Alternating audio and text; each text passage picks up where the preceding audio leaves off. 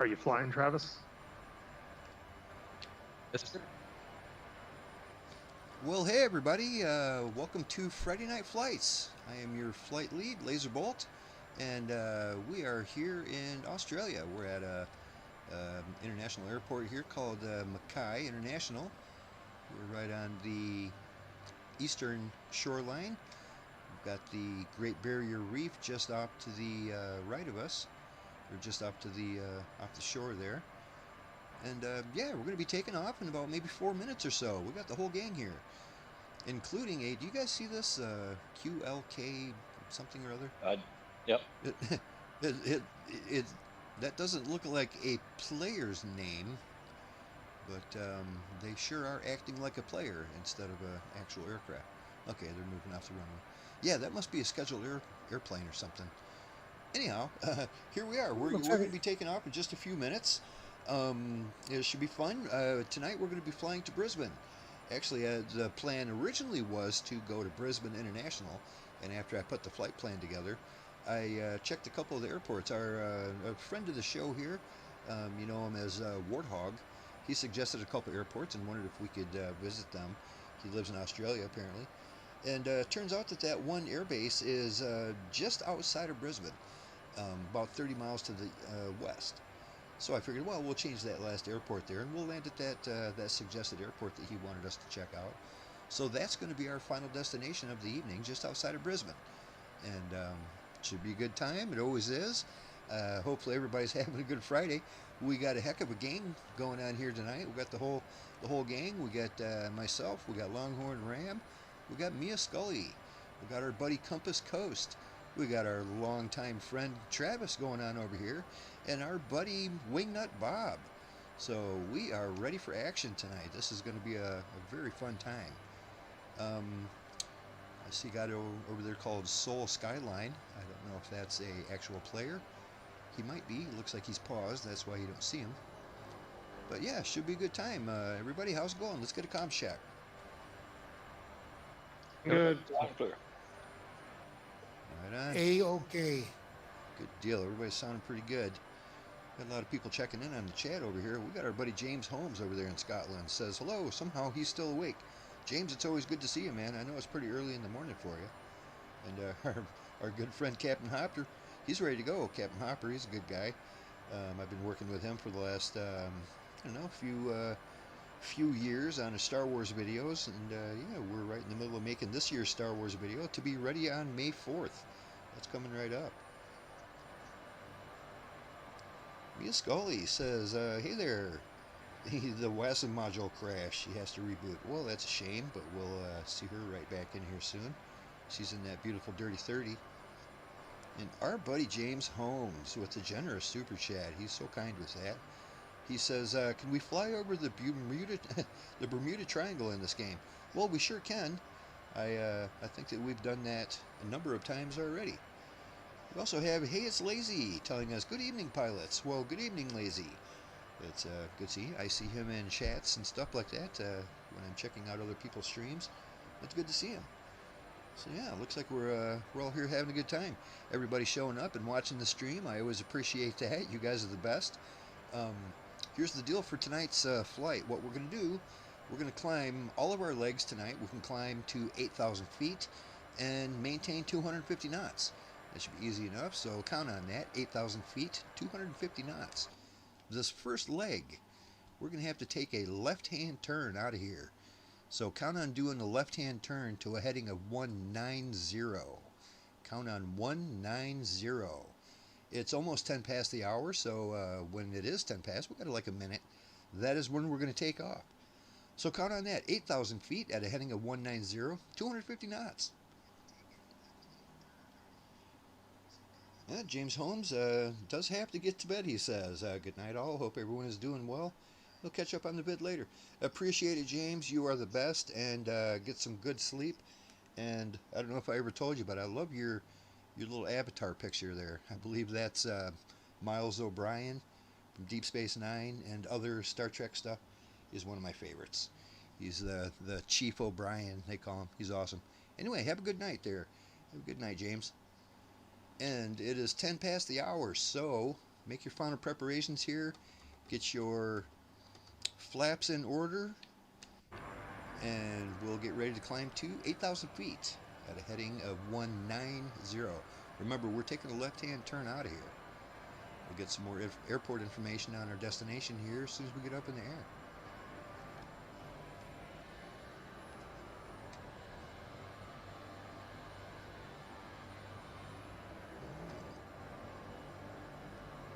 I hope our buddy Mia can catch up to us.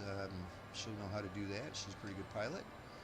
And yeah, once we get up in the air, we'll be looking for her. Okay, guys and girls, parking brakes off because we are rolling. I can tell there's a lot of dirty 30s in here tonight because I'm getting resource usage warnings. These dirty 30s really hit the system when there's a bunch of them in a group like this. But we're going to be just fine because here we are. All right, everybody. Spooling up, and we're rolling. Let's get this show on the road.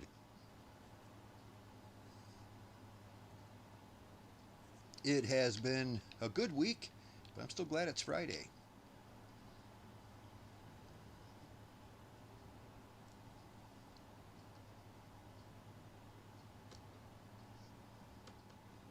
Uh-oh. Want to come around you there, Coach? For some reason, my gear ain't going up. Okay, here they From go. my vantage point, it's up. Actually, it looks like they went back down. I'm just trying to stay out of the red on my speed indicator. We're good now. Look at that neat little bridge over here crossing that river. A couple bridges, actually. I would not try to go underneath those. They look like they're a little screwed up. I noticed there's a couple things around here where the texture looked a little weird. There was a part over here by the airport where it looked like there might have been a mesh issue. Everything looks kind of like boulders and stuff, you know? Yeah, I'm seeing the same thing. Yep. Well, we never did get that that Australia update, not yet, and we didn't get the new sim update yet. But of course, that's on the way. Yeah, that's been pushed off to next week now. Or the sim update. I don't know if they've actually said when Australia update will be, but yeah, the sim update 5 has been pushed off to at least next week now. There's some stuff they're working on. See, that's a Seoul Skyline. They're in a C-130J. Cool. We might have a new pilot joining us tonight. That's always fun.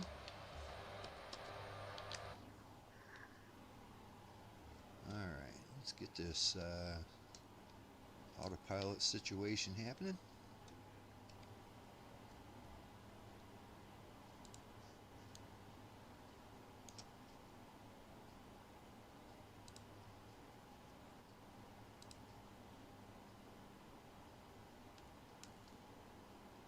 Turn a little bit left here so I can latch onto that flight path.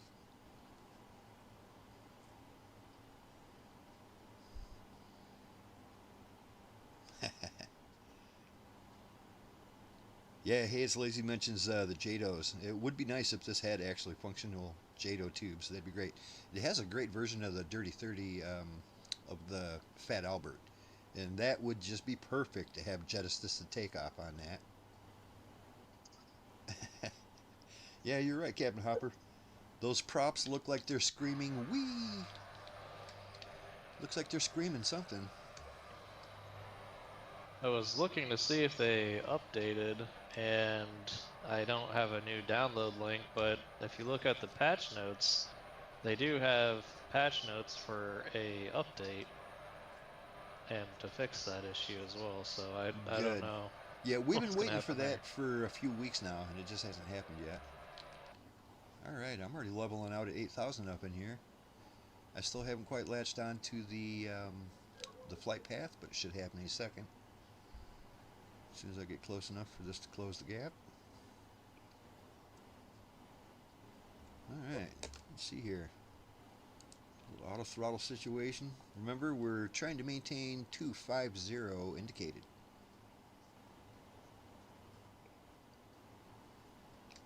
And navigation captured. We are on our way. Got some interesting airports to check out tonight. Let's see what's first on the list. A beautiful place called Emerald. Right on. We are inbound to Emerald. Got about 150 miles to go. This is kind of a short leg for tonight. Our long leg is the next one when we're on our way to Bundaberg. It's about 240 miles, so we might go a little higher on that one just to get some better ground speed. But for now, we're doing good. On our way to Emerald.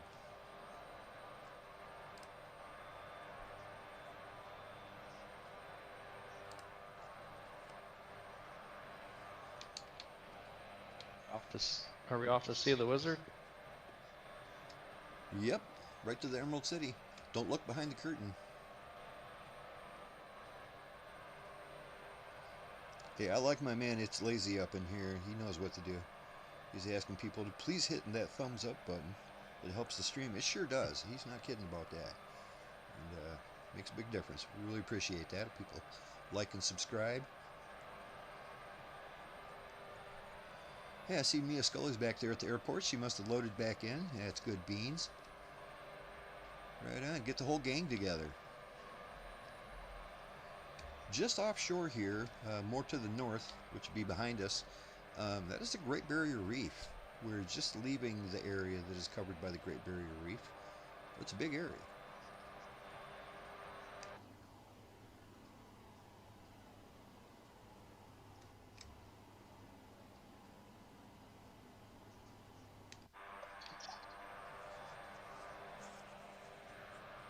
Yeah, I was just telling the guys a little bit ago that it's got all the way up to like 65 degrees these last couple of days. And it has been so cold around here, 65 degrees feels like 90. It actually feels a little warm. Got the window open, and it's nice and cozy. It feels like summer's on the way, finally. It doesn't feel like it could snow at any minute. It feels like summer's here. Not here yet, but it's on the way. I love that. This weekend we had a little bit of snow. Did you really? Oh, don't say that word. I don't need no more of that. Didn't stick, but it was there. I noticed that next week we're supposed to get back down in the 40s, but only for a day or two. That's okay. 40's not too bad. Really refreshing to get that window open. It is. It's nice.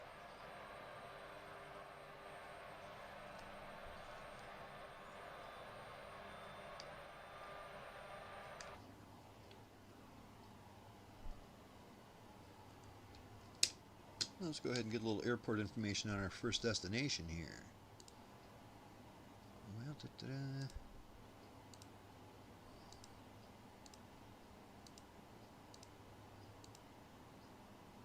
well, there is no ILS going on any of these runways. So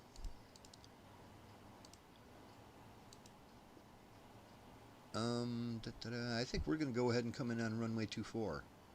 Why don't we do that? Runway 24, let's count on that. We've got 6,200 feet of asphalt. So that's working out pretty good. That's plenty for what we got going on here. Count on that. When we get to the Emerald City, don't look behind the curtain, but we're landing on runway 24.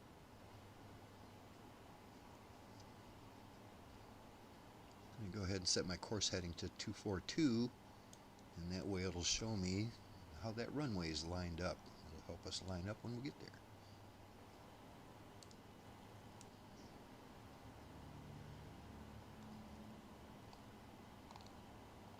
This isn't actually how to use the course button, but I like to do this, like I said, just so we're not doing an ILS approach, but this will at least show us how the runway is lined up. And that's always helpful.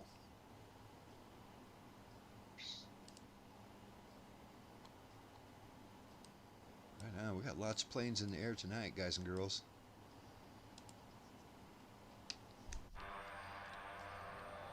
So Travis, it's good to see you, man. We haven't seen you in a few weeks, or maybe even longer than that. Last I heard, you said something about going to Fun and Sun. Huh? How was that? Oh yeah, son of fun. It was great. Did some camping there from Tuesday to Sunday morning. Where's that take place? And, somewhere in Florida, right? Yep, in Lakeland. It's like Oshkosh, but smaller. Right. Nice air show kind of thing. Yep. Hey. It's I don't know if it's the second biggest in the country, but it's up there anyways. And I've heard the name a yeah, lot, and I've never, of course, I've never been there, but I've heard the name a whole bunch, so I think it's a big one. I've seen a lot of YouTube videos on it. I was watching, and they had a lot of good military planes there too, and the Thunderbirds. Oh yeah? yeah. This year I haven't been in quite a few years. This year was definitely different and special, and definitely different from what I was used to in the past before COVID happened. Was the Sure. last time I had been. Oh, it's been a bit then. Yep, and they had a stage up for a few days, the first kind of couple days or whatnot, and had some kind of like concert stuff going on, which is Really? pretty cool. Well, that must be part of the fun they're talking about. And cool. it was really cool to maybe I'll share a picture here on Discord. Oh yeah, if you got pictures, brother, that'd be great. I don't have a lot on my phone. I got some on my camera and some on my phone. But it was kind of cool. You know how like you see in movies and stuff where, you know, there's like a concert or a band playing and you got airplanes around. I was like, you know, this is pretty unique. This is kind of cool. Yeah, I love everything about that. That just sounds like a good time. Yeah, the music was pretty good. It was mostly like a country rock mix, you know, just like a little bit of a lot of stuff. So kind of just general audience pleasing sort of stuff. Well, sure. A little bit of something for everybody. You can't have too heavy metal music going on. That'd drive most of the old folks out for sure. Of course, that's my cup of curious tea. what your speed is you're pulling away from us. Sorry, was that to me? Yeah, I was just wondering what your speed was. You're still pulling away. Well, let's see here. 250. Yeah, 250. Indicated. My ground speed is 281. 281 on ground and 250 in the air. Okay, my bad. I thought we said 230. No, 250. It's a little bit of a... It's not a hugely long flight tonight, but if we stick to 230, we're going to get there late. Let's see. Got some pictures here. Okay. Ooh, that's nice. Bring that picture up. Neat. Ooh, what's that going on? Is that a beluga? It is the Guppy, the NASA Guppy. Okay. That's cool. It kind of has that same shape as the beluga in front, but it didn't look quite big enough. Cool. I don't remember exactly what airplane it was off of. It was like, was it a 377 or something? It's got the like chrome top. That's neat, man. I like that. Ooh, and look, it's a very old. There's a it's Warthog. a very old airframe. Is that a Warthog back there? An A10? Yep. Some A10s. Cool. Oh, a couple of them. After they packed the stage up, they put some F-35s there. Very cool. It's neat how they had those out just like part of the show. That's pretty cool. Well, it does look like a good old time. Everybody running around in shorts and stuff. God, I can't wait to put shorts on. I'm not going to lie. I've been wearing shorts for a couple of days. It's been 60. Yeah, very cool, my man. Yeah, they had the F-22 flying at least once each day. So definitely got some afterburner action. And the Thunderbirds on Friday, Saturday, Sunday.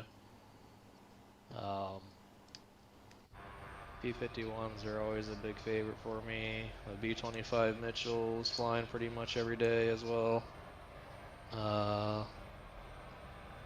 Various other airplanes that are not as easy to remember. Right. Yeah, that does sound like they had some old birds going on around there. Cool. I like that. Yeah, usually they used to have a C-17 and some World War II V-17s. And they didn't have either of those really this year, except they had on Saturday the B-17 KC-135 and the new version. I don't remember what its designation was. I think it's based off of the 767, but whatever it was, they had those three fly in for a little mild air show performance, and then they left again. They didn't land or stay or anything. Right, but just enough to give you a quick glance at them. Yeah, you could see them, but you know, it's kind of cool to go inside them and stuff, especially Sure. when you're bringing somebody there for the first time. Yeah, well, cool. That looks like it must have been a good old time. I still, one of these days, yeah. need to get across the lake and go to the Oshkosh big event over there. It's just something I've never managed to do. And for me, it's not that far away. It's a boat ride away. It's probably actually quicker to go by car, but still. Travis, air show crowds are interesting, aren't they? They're not like anything else. That's for sure. It was kind of really nice before the weekend, before Saturday. There's definitely a stark difference. You could tell the general public was there on Saturday.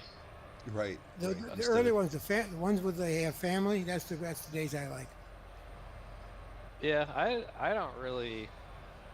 haven't had any kind of like noticeable things other than just like on Saturday there's a lot more trash left on the ground. Like on Friday maybe a couple extra pieces, but Tuesday, Wednesday, Thursday, like the ground after the air shows and stuff, it was almost spotless. I think I saw one water bottle on the ground. Right. You know, the other day. That's good that cool. people were being I used to a little more respectful. I used to take my girls to air shows when they were really like 10 and 12 and things like that. They loved it. Yeah. Yeah, that is cool. It's pretty cool. There's a lot of high energy. Saturday, like everybody was absolutely loving it. Saturday night, there's a special air show, fireworks and stuff, and that was like killer. That was the best. Any type of like outdoor / fireworks show / anything, the best, you know, choreographed and all that stuff. I don't think you can find a better job. That's impressive because you live near Orlando. I'm sure you've been to Disney. Yeah, I've seen tons of Disney and all that other stuff. You know, especially working there, I saw it every night. And their special shows and stuff that they have are pretty good, but this beats that by far. Like It's so cool. a lot.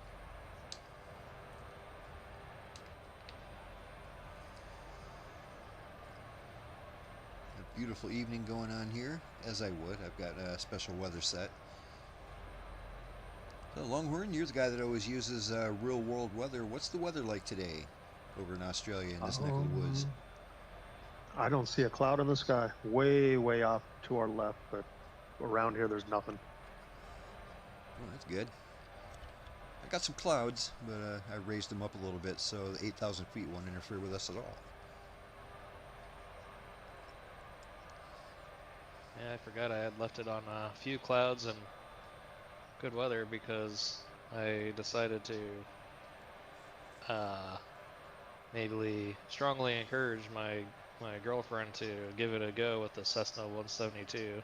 Oh, that's a good starter. Yeah, that's a good place to start. A little lap around the pattern and do a landing, and surprisingly she did pretty good for her first go, not really having too much understanding of, you know, other than just a crash course 5-minute explanation. Right. Well, I get it. And, Flight Simulator is not for everybody. That is for sure. We've all seen it. Some people love it and can't get enough of it, and other people it's like, not their thing. So yeah, I get it. It's nice. You run it by somebody and they actually like it. But yeah, it was too windy locally at the time. It was like blowing 30 miles an hour, so I dropped that out quick because that's just not going to be a good time.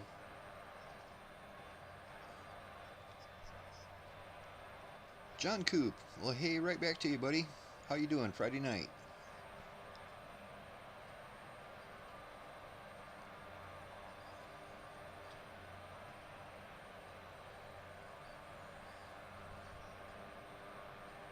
I see. That must be our buddy Swift.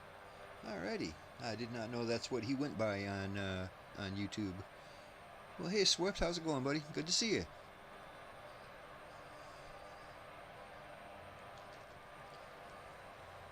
Had a nice little recording session today with my friend Captain Hopper.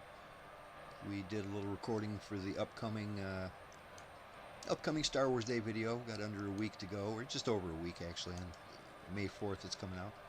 But yeah, we got his parts all recorded, and that's a good deal. We're ready to go. I've got a lot of editing to do. A whole lot of editing to do. But the good news is, now that I've got all the parts and pieces and little bits, I can start shoving them all in there, you know?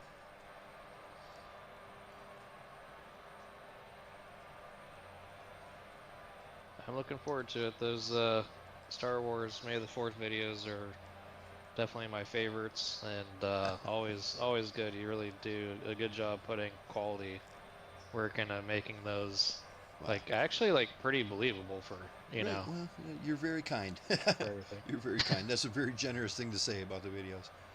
You know, I make one Star Wars video a year just because I am a huge Star Wars fan. I absolutely love it. They never do very well on my channel. I have to admit that most of the people who are subscribed to me, they come to my channel to watch the flight simulator stuff and things like that. And I do other things, 3D printing and whatever, blah, blah, blah. But most of my subscribers are probably here for the flight sim. They're not here for my silly Star Wars video. But I still make one every year. It never does very well, but it's my favorite video of all year. I love it. Doesn't matter, as long as you're having fun. Yep. Yeah, having a good time. As long as you gotta enjoy it. Still think you're the highlight on your channel for sure. You can definitely tell you put Really? effort into it. Okay, well, thanks. Yeah. I mean, they have all the sophistication of a average Scooby-Doo episode. I'm not much of a writer. Yeah, they're only short, you know, under 10 minutes long usually. And just doing it for fun. They're usually silly, but I really enjoy making them. Yeah, that's what makes it fun.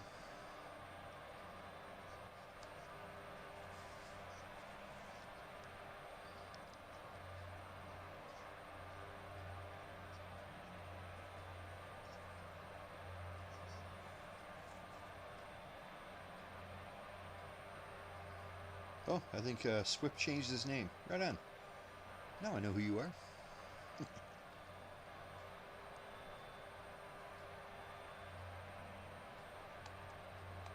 Got a nice group of planes going on here. This just looks great. I'm not exactly sure what that Soul Skyliner is in, and if it's fast enough to keep up with us. The only thing I know is whatever they're in, I don't have it. That's why I only see their name tag and no airplane. It's not even giving me a substitution. But yeah, hopefully they can keep up. You're welcome to bring anything you want to here. Actually, that's one thing I hardly mentioned yet, but if anybody would ever want to join us, it's really easy to do it. All the information is in the description of the YouTube video. If you go down there, it'll tell you where we're going and what we're flying, and so at least you'll have some kind of indication of what kind of speed you're going to need to maintain. It's usually around 250 knots, at least when we're in the Hercules or the Dirty 30 like we're in tonight. And yeah, the more the merrier. Everybody hop on in and let's fly. Can't think of anything I'd rather do on a Friday night than hang out with fun people and my friends and fly around.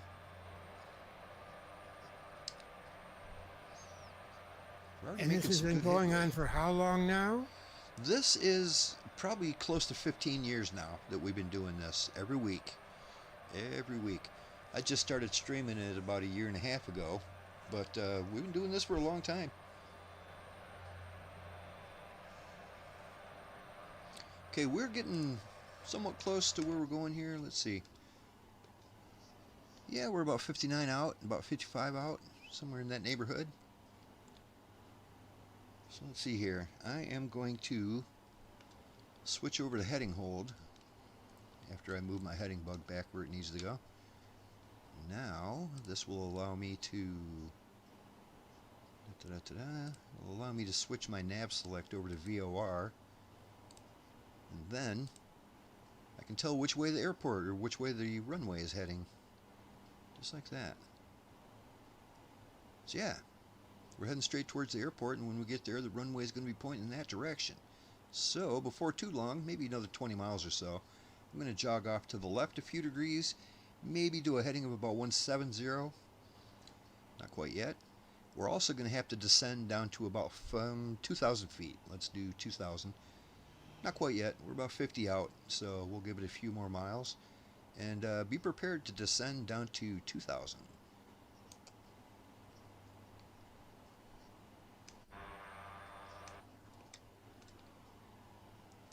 Switch my TAWS radar back.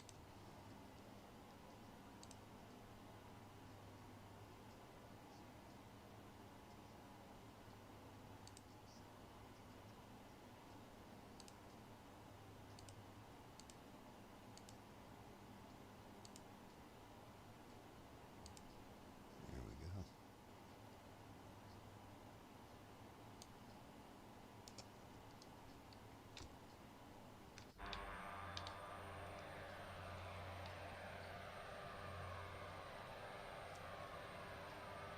Longhorn, you're in VR, of course, right? Yeah. Ah, good. Yeah, you said you were having a little issue earlier. I wasn't sure if that discouraged you from being in VR, but No, it was all started just from the EFB not showing me any of the charts. So did a reboot fix that? no. Oh, Nope, you still don't have shows- charts? Nope.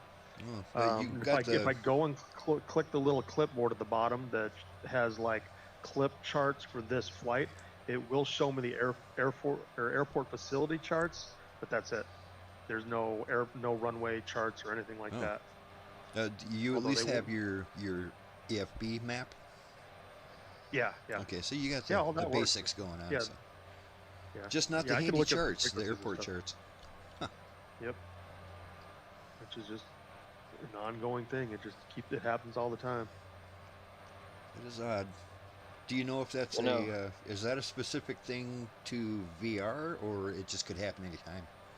It happens on everything because I actually it first showed up because I wasn't in VR originally today. So I tried to set up my flight and get this little computer thing to the right with the airports and stuff in it. Mhm. And then I put the EFB on, and then I go and click on each of the airports and then look to see if there are any charts available so I can download them or save them. But as soon as I clicked on the airports and went to charts, it's like no charts available.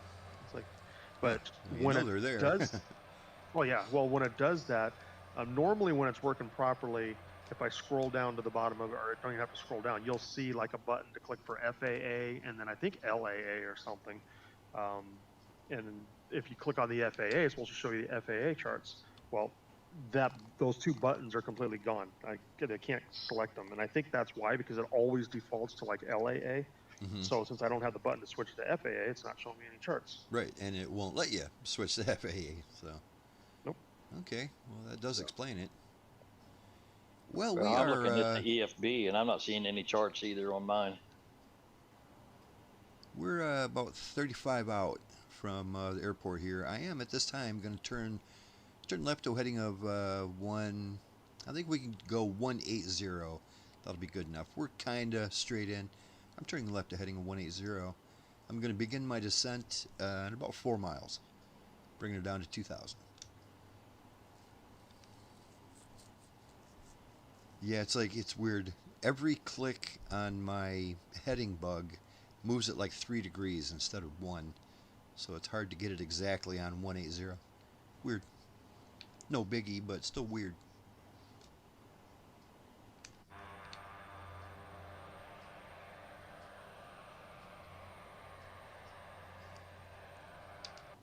Alright, I see Mia's up there and she's flying along. Good deal. I am going to go ahead and bring this bird down to 2,000. No super big hurry, but we're going to have to do it soon. Actually, let me double check that elevation at this airport here. Well, we do have a little elevation, only 600 feet. That's not a whole lot, but instead of 2,000, why don't we go down to 2,500 instead, just to be sure. So, I'm going to go ahead and do that.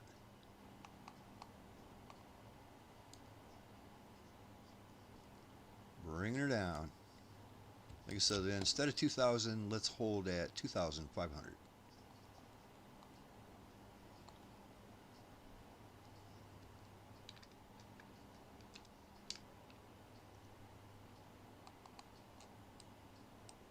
Lining up, runway 24.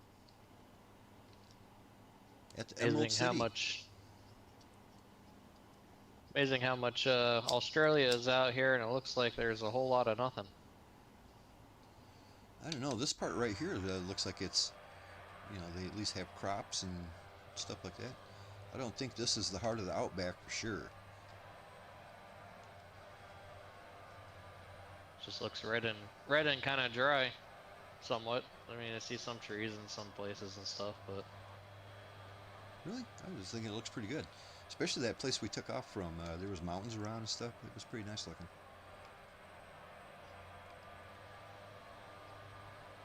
We're not too awful far away from New Zealand. In fact, New Zealand's over here. Maybe once we get down more towards the southern part of Australia, we're going to jog over to New Zealand. We might just, you know, start the flight over in New Zealand instead of doing this big, you know, 2-night journey across nothing but the ocean. But that'll get us there. what happened to Old Zealand? It was overrun by orcs. Again? Again. They get around.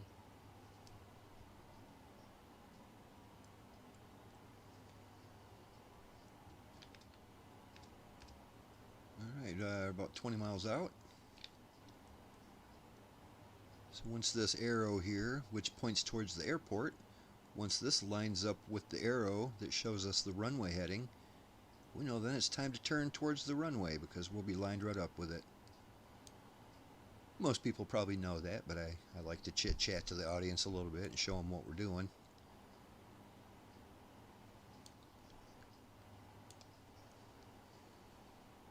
Descending through 4,000 for 2,500.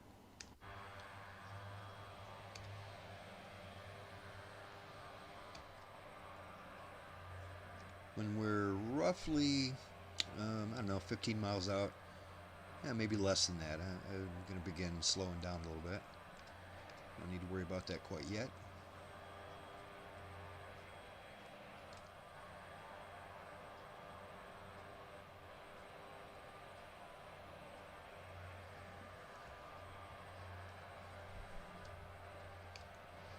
Yeah, they got a couple of those big circular looking fields over here where you can tell how they irrigate them with the big poles that have all the water coming out of them. They spin around.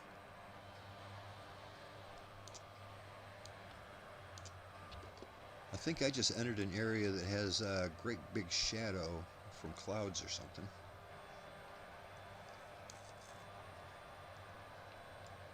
Because it just got kind of dark. Okay, holding level at 2,500.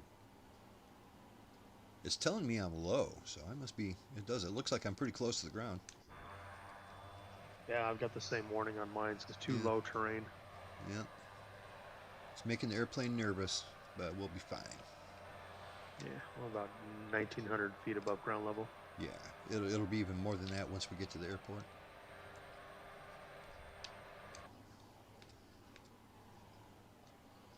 Okay, about 12 out. I will begin slowing down.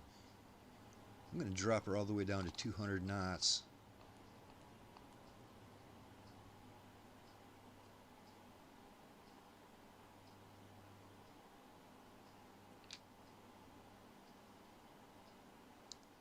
See how this arrow is moving. It's going to be lined up real shortly. We're already almost ready to turn final. In fact, you can probably see that airport if we look hard enough. Where's it at?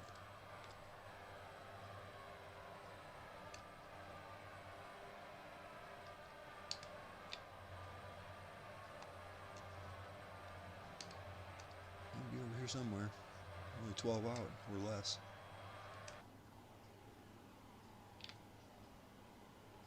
Okay, slowing to 190. slow enough to start getting some flaps going on here. And we're relatively lined up with that runway. I'm going to go ahead and turn final at 9 miles.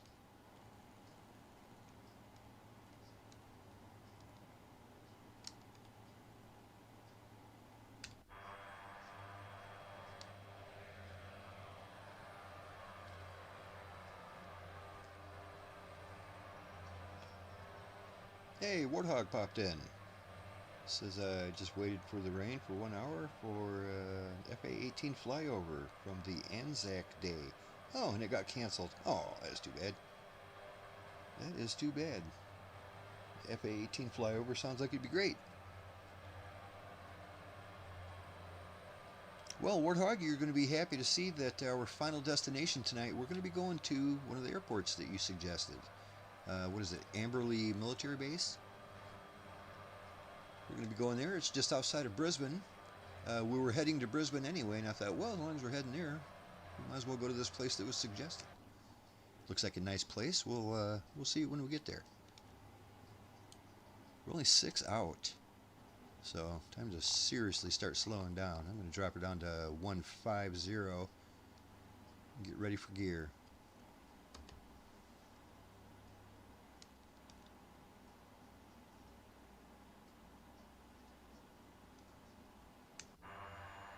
Got the runway in sight. Going gear down.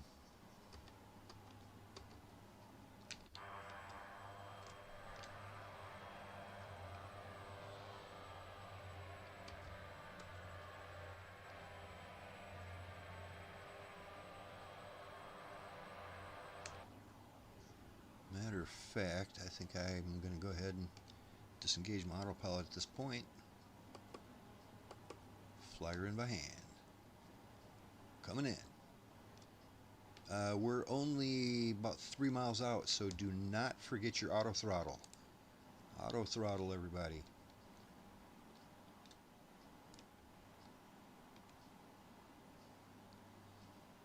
Yeah, actually, I don't know. This place looks pretty nice. I like it. You got green fields and stuff going on, and yeah, looks pretty nice. Like I said, this is a far cry from real heavy outback.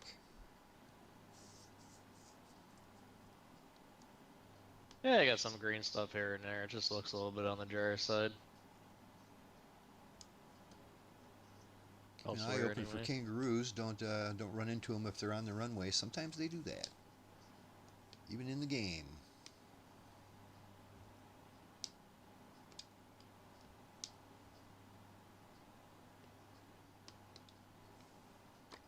Directly above you, Longhorn. Well, don't drop anything out your window.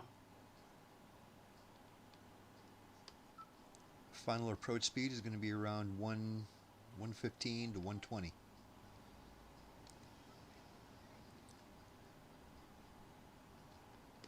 Whoop. It's a narrow runway, isn't it? It's not too short. It's pretty narrow.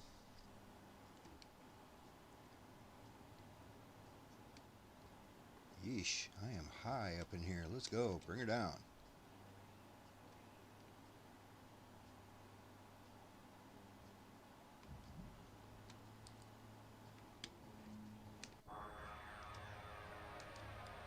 Okay, so Seoul Skyline says they're at a C-30J, so C-130J. Oh, really? Yeah, it's a short. Oh, that's you actually behind them, but yeah, I was gonna say, I thought it just said C-30. Yeah, it just says C-30J. Not exactly sure what that is. Is that smaller Hercules-looking thing? It only has 2 engines. Or I don't know. I think I've heard that. Like Blackbird might make one. I don't know. Ooh, this is rough around here once you get off the runway. Look out! Holy moly! Yikes! I'm about flipping over just trying to drive straight.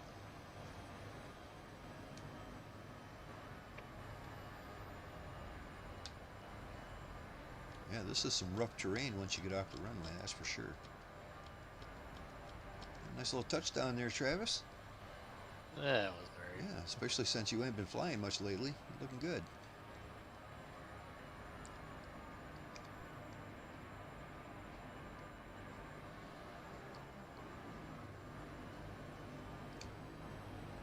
Mia coming in that beautiful Dirty 30.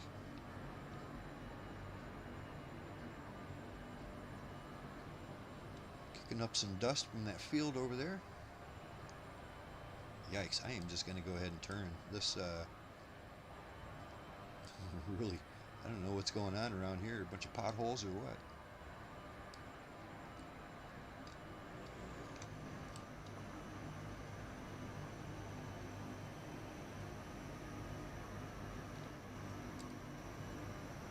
Mia brought her down, a little bit short, but there was plenty of a run up, so everything worked out good.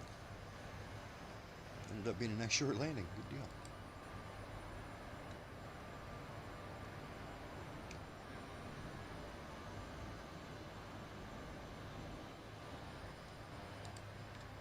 Okay, what do we got going on here? I think that's all of us, isn't it? We're all down. I'm going to go ahead and take this runway back, and we'll get prepared for this next leg. The kid, I don't know, they must have prairie dogs here. Isn't it? Digging It's holes. rough. It's rocking me to sleep. Well, just as I was taxiing, and I was going slow too.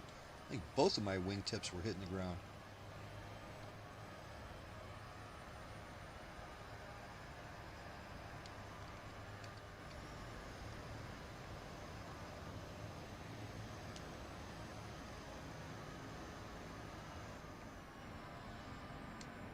Try to leave enough room behind me for everybody to pull up.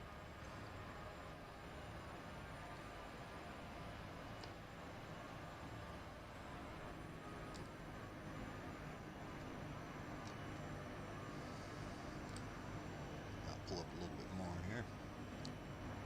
There we go.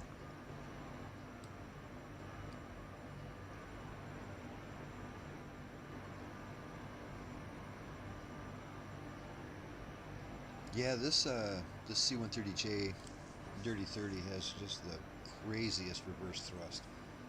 Got me to a stop in a hurry. Soul Skyline's coming around for another attempt. Oh, I thought he was down already. No, it must have been going too fast because he kind of did like a touch and go. Oh, right, okay. Well, buddy, You just can go now do right it- through us Now if do you a have touch to. and crash. Yeah, just yeah, go right through us if you have to, and we'll pay you no mind.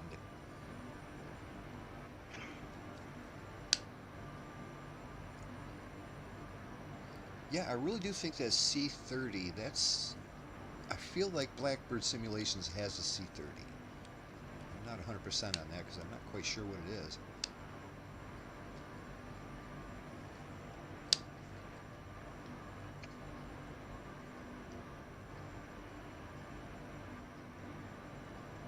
I gotta get that bird so I can see you in the real livery on my screen here. Yeah, see what we're all in. Yeah, don't get the C-30, get the C-130. That's the one we're in, the C-130J, dirty You- 30 they call it. You'd think the C-30 would be cheaper. It might be. It might be. Actually, the I don't even know what a C-130J... C-30 is. I mean, there's a Yeah. C-160 Transall. There's a 2-engine that looks like a C-130. Then there's a C-123, an old one. Right. It's a twin engine like a 130. I don't know what a C-30 is. I've never seen that. Yeah, I can it's recall. not ringing a bell. Yeah, wish I knew what it was. Well, right on. Let's all get lined up, and we'll get out of here in a few minutes. Get ready for that second leg. We're going over a little kind of a mountainy looking area here. Nothing too major, but we're gonna bring her back up to 8,000 feet. That should do just fine. Let's count on that, 8,000.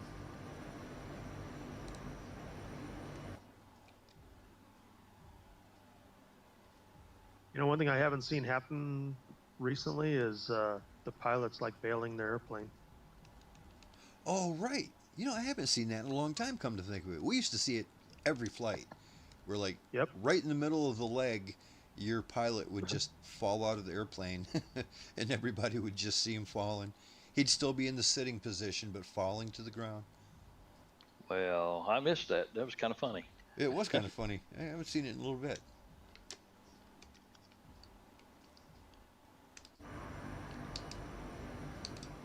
Well, when we take off out of here, we're going to take a left-hand turn. Count on that, left-hand turn. We're going to turn to a heading of 100. Count on that, left-hand turn to a heading of 100. Set your altitude select back up to 8,000 feet, as that's where we're climbing to, 8,000. And once again, we're going to maintain 250 indicated. That should get her done.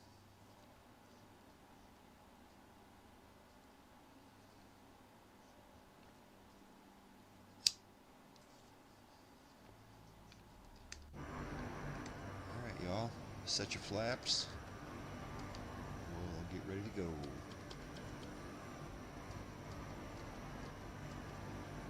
Make sure I have exactly 5 notches of flaps or this bird will complain. This is great. I love this nice gathering of herky birds.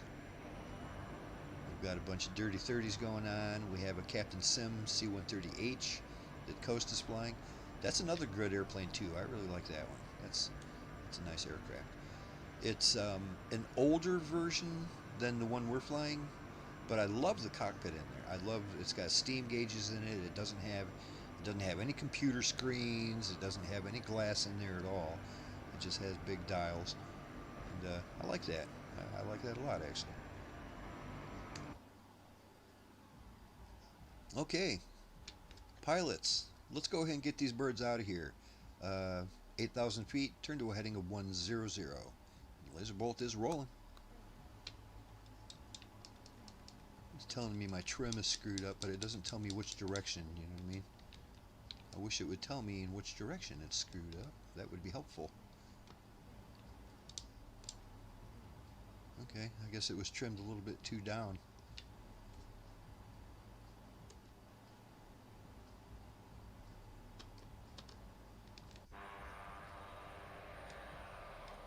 Yeah, I am looking forward to them fixing the swirliness of the...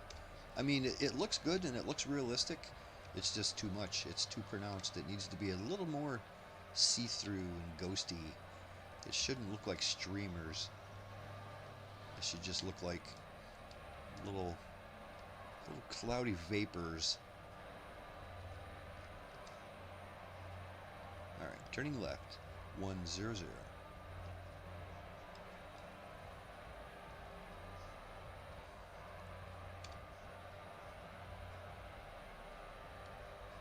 I haven't seen too many streamers. You're one of them, and it sure doesn't look like you. Boy, it's good to have you back, Travis.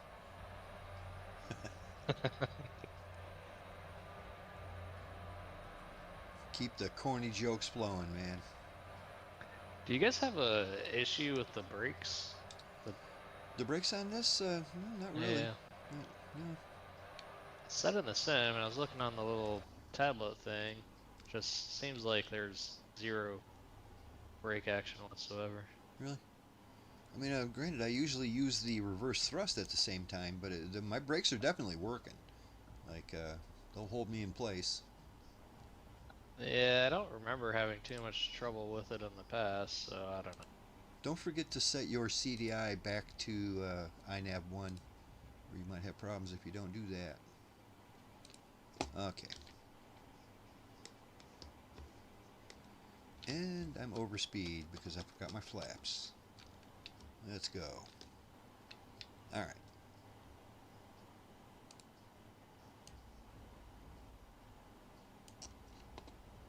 Fingers crossed, we're on our way. Up that speed up to about 250.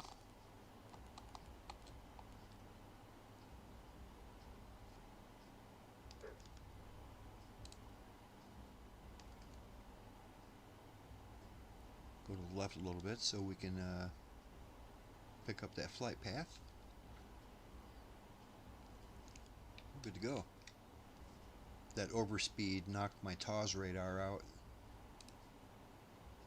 Is that what's doing that? Yeah, anytime you get any kind of a warning or anything like that, it shows your engine information instead of your map. Oh. Which is I can like, never it's figure handy. that out. I mean, yeah, it's handy.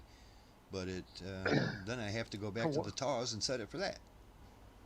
Yeah, I kept wondering why, like, Seems like every flight at some point when I look down there that my TAWS is gone and I've got the engine Yep. stuff showing again. It's like, why does it keep shutting that off? And it's kind of Now I anything know. too. It's any kind of warning. If you have a master caution or you have an oil temperature warning or anything like that, it'll get that way about it. Okay, let's see here. Well, it's weird that they don't let you put the TAWS on screen 3 or 4. I know. Yeah, I was wondering that because your other one you can. But Yep. not the TAWS. The terrain awareness system. What that is all about. Not that there's a whole lot of terrain around here we need to be aware of, but there is that kind of a mountain hill kind of thing. Like on the map it looks like a little hill, but it's actually more of a mountain. It's up here in front of us.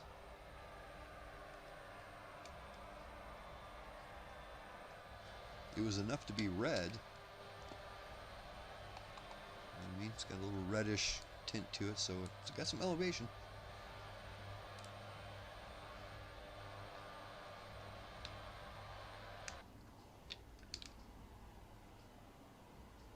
Okay, I think I am steady as she goes up in here.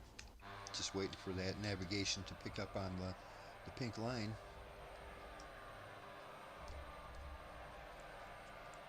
I really like the looks of this Dirty 30 Air Force paint job.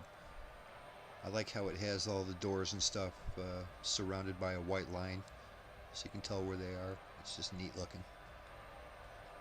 And just the general textures are awesome on this. You see everything. You see every little nut and bolt. It's wonderful.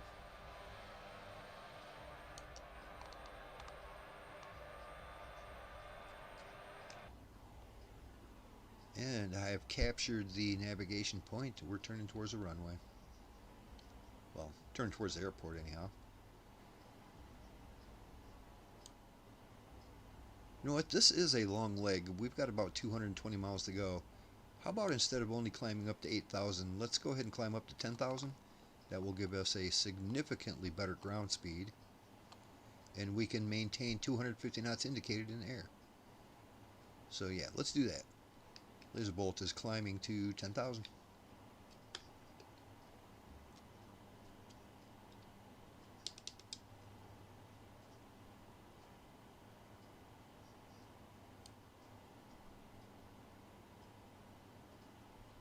Away we go.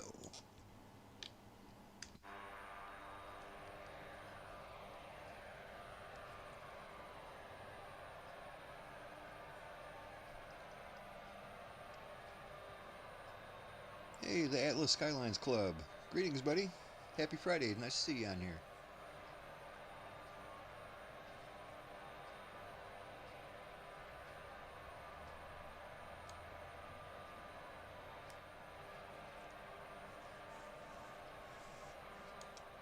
It's already starting to get some decent early evening colors happening here. I like when the sky starts turning kind of that peach color. Got a tail hook following with Mia back there. Oh yeah. Yeah, that's a name I've not seen before. Tailhook. Greetings, Tailhook. It's nice to see you flying with us. Like I said, we fly pretty casual around here. We don't take it as seriously as a lot of other communities do. We just try to have a good time and hang out on a Friday night and go places and see cool stuff and fly in awesome airplanes like this Dirty 30. You gotta like a good Hercules bird, and that is my favorite.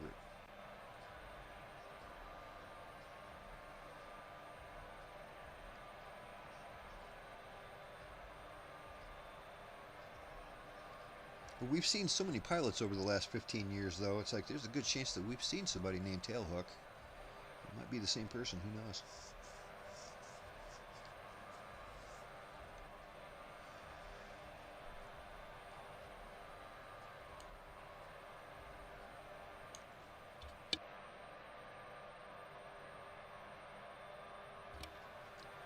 I don't know how many of the people around here are aware, but we are right smack dab in the middle of the NFL draft. I always loved the NFL draft. I love the NFL. Big football fan. what I like about the draft is I don't watch much college ball. I'm just not into college football that much. I'm not into college anything. I like the pros. So I don't know any of the new kids. I don't know any of the college players. I don't know who's good, who's bad. And the draft always gives me a good chance to kind of catch up on who's all the hot shots and, you know, where they're coming from and what they're doing and who's the kids to look out for. And it's always interesting. It's been good. Like whether they're right tonight, they're doing the second and third round. It started yesterday. Lines of let me see here what we picked up already. So far, we've had 2 good picks. Our first pick in the first round, a guy called Blake Miller out of Clemson, offensive tackle, which we can use big time. Anything that will help our offensive line to protect the quarterback, protect the running back, all that kind of stuff. That's great. We could use that. So welcome aboard, Blake Miller. And my Lions also picked up Derek Moore, an edge rusher out of Michigan. So how perfect is that? That kid doesn't even have to move very far. He just has to go down the road. So perfect. I saw Longhorn, your team there. You are a Cardinals fan. I saw your first pick was like a guy everybody wanted. A running back called Love. Apparently he's like really, really good. And a lot of teams wanted him, and you guys snagged him up, and you broke some hearts. Yeah, they had the 3rd overall pick, so... but then they were debating between him and I guess a quarterback, and because they're still not totally set on whether they're going to have Bissett be their starter or not, or at least have somebody that can back them up.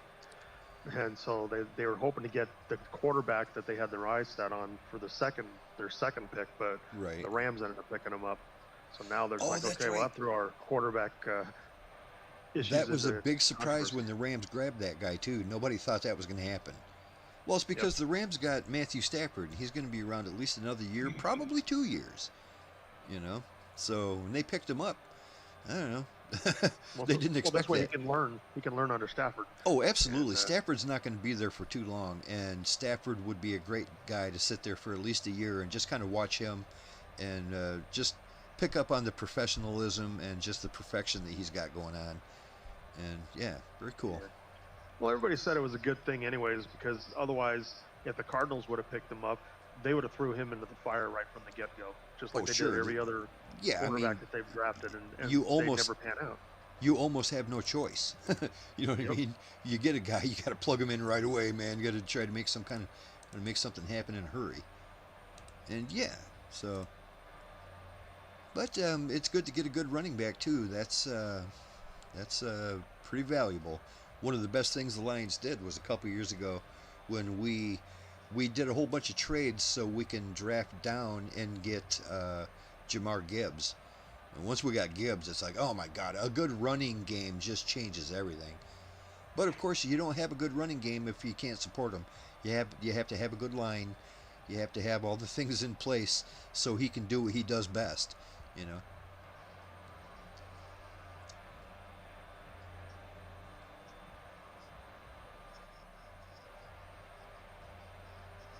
Yeah, Atlas Skylines says the same thing. He's more into NFL. Yep, that is true. Always a Miami fan. Right on. Right on. Miami's one of those teams that they're not my team, but for some reason I don't mind them. You know, usually if they're not my team, I can kind of care less. But yeah, Miami's okay. They don't usually affect my Lions one way or the other, no matter what. You know, no matter how good or bad they do, it doesn't make a difference to my Lions. It's not like if Green Bay does good or the Bears do good or, heavens forbid, the purple incarnation of Satan themselves, the freaking Vikings. The Vikings do good. That's terrible for us, you know. You can see I don't like the Vikings. They're the worst. And they're not your Viking. Hey, I like it. That's a good one. There's no way you don't like them. Nice. I'm not sure I got that one. I'm sure it was a joke, though. Norway? Oh, Norway? God. Norway? Okay. Jeez, dude. Your jokes are getting, like, sophisticated up in here. Holy moly. Ooh-wee. Two levels of indirection. Wow. Yeah, 2 different levels of joke there. Incept pun. Incept pun indeed. I'm so glad it's Friday. I love you guys. Wait till we go down to 3 levels. I don't know what could happen after that. That's We're what it already is. only about 180 out, so we're making headway here. Good deal. We here enjoy the Miami people. We love them when they come up here. Oh, I'm sure they hate going there, though. Yeah, I don't know. I know there actually is a pretty decent rivalry between Miami and Buffalo. I've never quite understood that. You're not in the same division, are you? That wouldn't make any sense. I think so. Are you in the same division? What? I mean, I guess the Lions used to be in the same division as Tampa Bay, which didn't make any sense at all. Well, it was more like Tampa Bay was in the same division as us. And eventually they rearranged everything and they got rid of them because there's no way that they deserved. They shouldn't be in the same division as the NFC North. You know what I mean? It's like half of their games all year they have to travel up and play in the snow. And that's not the point. Well, we don't see Chicago that much either, and they're No. close to us. Right, yeah, they're different division, but still, you probably play them at least once most years, but certainly not twice, like if they were a divisional opponent. Our big opponent was always the Patriots. That's everybody's enemy right there. I am liking the That's ground never- around here. This is that area I was talking about. That there's a little elevation, nothing too major. It looks nice though. Does. Yeah, the Patriots are like the Yankees, and unless you're a Patriots fan, you hate the Patriots. That's just how it works. It's like the Yankees, everybody frickin' hates the Yankees. Unless you're a Yankees fan, then okay, you love them. It's one of the, you either love them or you hate them. I don't mind them having their little streak of goodness, but I'd like to see some other players in the Super Bowl lineup for a couple years. I'm not sure which team I hate the most at the moment. Is it the Patriots or Kansas City? I'm pretty sick of both of them, to be honest.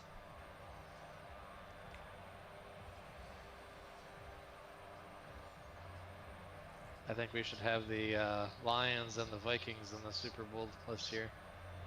Well, unfortunately, that can't happen. I like the Lions part, but yeah, you can only have one NFC team. So I don't know, who would I like to see? I don't know, the Lions and, gosh, I don't know, it would be a good The matchup. Packers. Well, it can't be the Packers either. We're both in the NFC. It has to be somebody from the AFC. Who the How hell's in about the the AFC? New York Jets, huh? Oh, I'd love to play the Jets. They're the worst team in football. Yeah, I wish won't we be played the during the Jets Super Bowl. every week. I wish we played the Jets. They're terrible.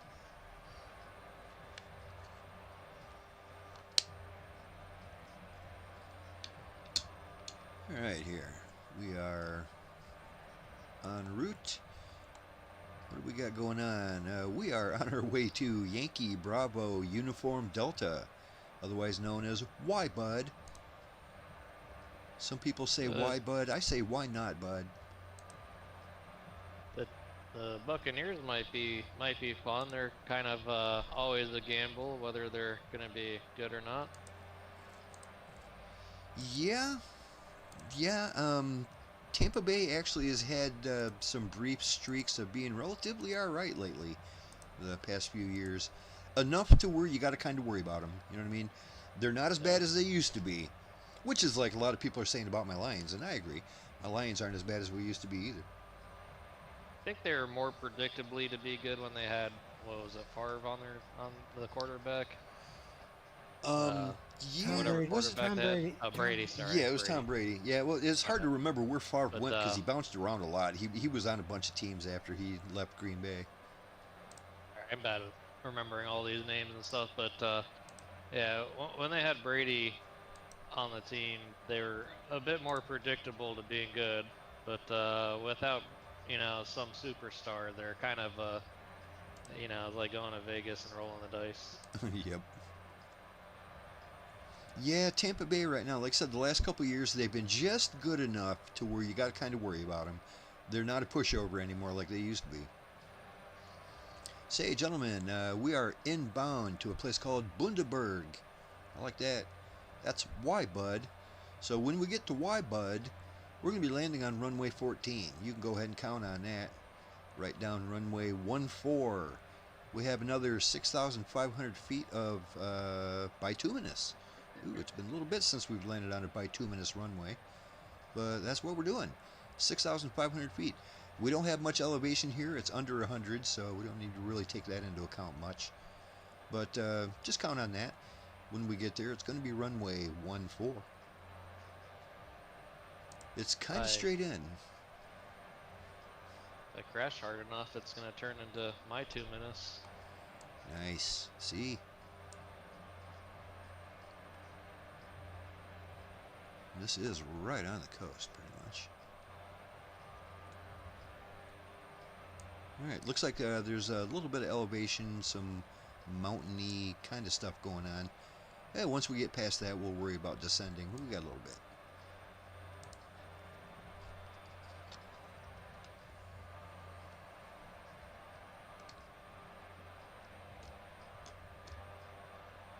Hey, Bob, bring that beautiful bird up here. Let me see that thing. I'm coming right at you.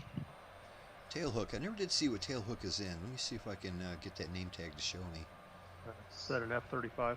Is it F-35? Yeah, Okay, you know, I was thinking about buying that during the week because there seems to be a lot of people that join us flying that F-35. And yeah, I wouldn't mind it. F-22.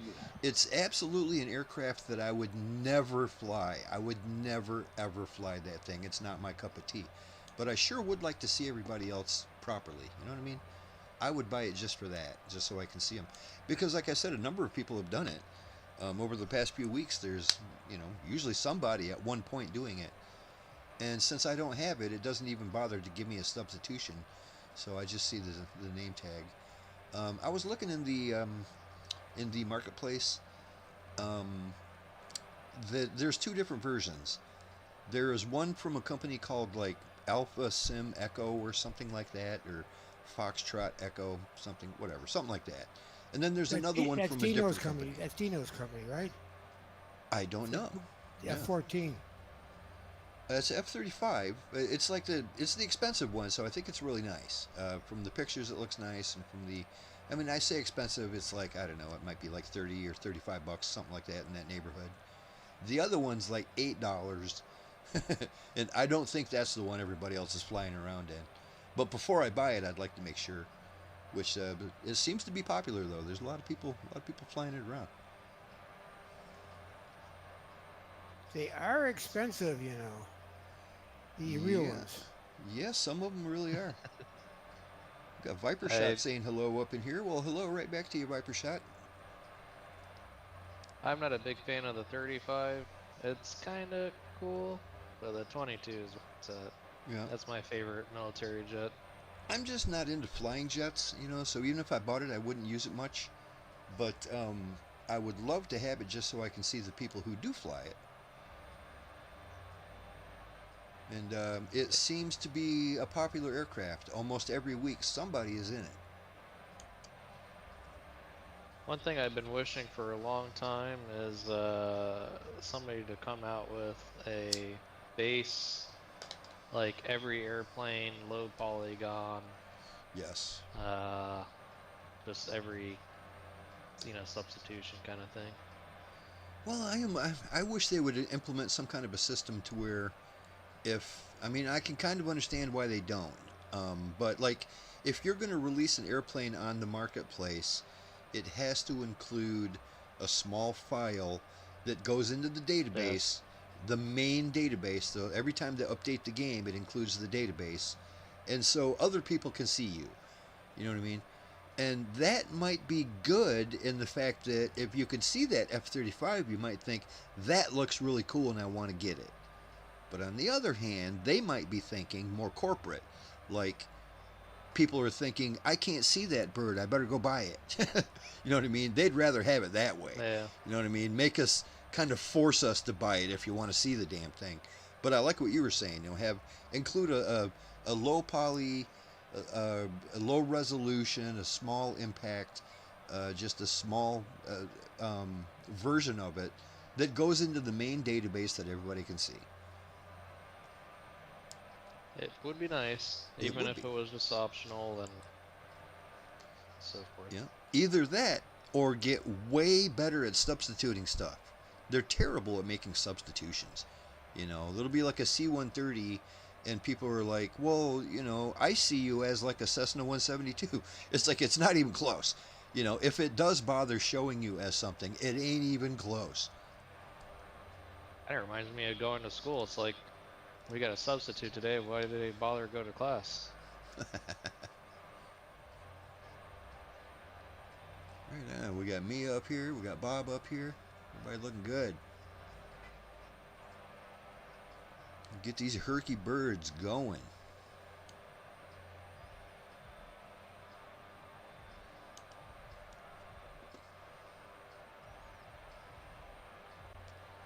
Yeah, I can tell Tailhook is flying a very nice formation. And I really wish I could see that F-35. Because there's nothing that looks more natural with the C-130 than a good fighter jet. A good fighter jet escort is just beautiful. Give me that any day. I love it. And I can tell he's up here keeping a pretty good formation. But I can't see nothing. I can just see a name tag. Your name tag's holding great. That is a fancy looking airplane though. I think they call it the expensive one. They call it the Lightning II. It looks nice. I mean, it kind of, I think it's like the stealth-ish sort of kind of. It looks nice. It's a really nice looking bird. It's like a, I mean, call it an interceptor, but like a long-range interceptor. Just, it's not really meant to do any kind of dogfighting. Right. It kind of reminds me of like in the new Top Gun Maverick movie. The bad guys flew those because they were more advanced. Something like But it, yeah. it wasn't the same thing because, like you said, they're not really designed for dogfighting, but more for stealth missions. But it's a sure very nice looking bird, and it's super maneuverable. I've seen some people do some stuff in it. It's like wow, But Yeah. It's got vector thrust too. Remember yep, that always helps. Like I said, The I've been 35? considering buying it just for the fact that it's obviously a popular aircraft, and I'd like to be able to see it. The only variant that has any sort of vectored thrust on the 35, I think, is the Navy version for VTOL. But the B model. Coast, is your gear down?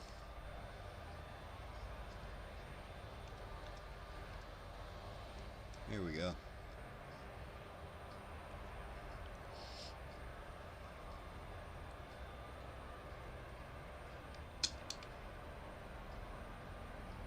Alright, we got this one little mountain range-ish looking thing. I wouldn't call this mountains, but we'll just call it some hills. We got some elevation going on before we can actually drop her down too much, so like I said, once we get a little closer to the coast over here on the east coast, we're going to drop her down and get ready to fly into YBUD. That reminds me that this is our penultimate stop of the evening. It is tradition for us around here. We'll take a 10-minute break once we get down there. And that's a good time to scroll down, hit the like and subscribe button. That's very empowering, and it does a lot of good. It really does. Hopefully it makes you feel good. It makes me feel good. And also, you can check out the information of how you can join us. 10 minutes is probably long enough to install the game. It's not that big of an install. It does most of the streaming on the fly as you go, as it were. But you can install it pretty quickly. So yeah, if anybody would want to join us, we take it pretty casual and we have a good time on Friday nights. And you can meet us at that airport. Say, Laser, if you open your ramp and door, I can throw my beer cans in the back. Ooh, those might be worth something. Mia's in the Marine Corps C-130. I saw her. Is that what she's in? Yeah. Yeah, it looked nice. At first I thought it might have been the Air Force one like I'm in, but it's a different paint shop. Or, I mean, it's a different number. There you go. Do you see my tail opening? I do indeed. Yeah, I'll toss a few beer cans in the back for you. Oh, it made my streamers come back out because my engines are working extra hard right now. Yeah, it's going to slow your airframe down too. I tried it earlier. It'll slow you down. There you go. Let me know when you got rid of all those beer cans. All right, we're good. I got the household kitchen garbage in there too, so you better take off. Oh, that slowed me right down, didn't it? Okay. I have entered your cargo bay. Yep, that's how I noticed I was going too slow. Oh, hello. I'm inside of your cargo bay now. All right, let me close that thing up. We'll get back to normal up in here. I gave myself a master caution, and it knocked out my TAWS radar. Okay. Cooking back up to 250 knots. I'm going to bring myself up to 255 so I can get back in front of you. And bring that TAWS back out. Yeah, it's a little weird that it only lets you put it on the HD2. But the other HD over here to the right of it, that always has a map. So it's not exactly as helpful as the terrain awareness, but it's a map. It maps. That's kind of a toss-up. Yes. Exactly. We are about 100 miles out. Good deal. I'm going to be there shortly.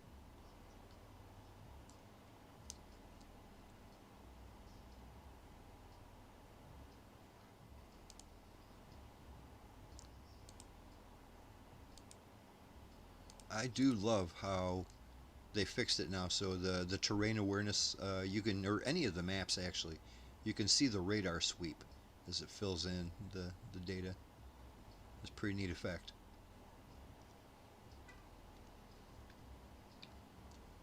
Okay, back on track. 250 knots, 10,000 feet.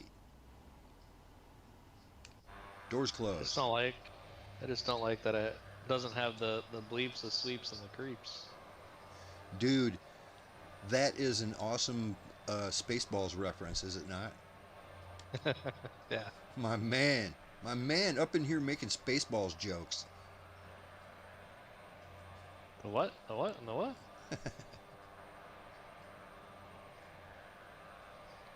Viper Shot says he's going to join us in the default F-18, says Viper Shot. Cool, he's going to meet us at YBUD. Awesome. Yeah, it'd be great to meet you there, buddy. Cool. The F-18, or the F-18 is a perfect airplane to fly with us because everybody has that one. Everybody will be able to see you properly, and it's a nice jet too. If it's good enough for Top Gun, it's good enough for us. Amen.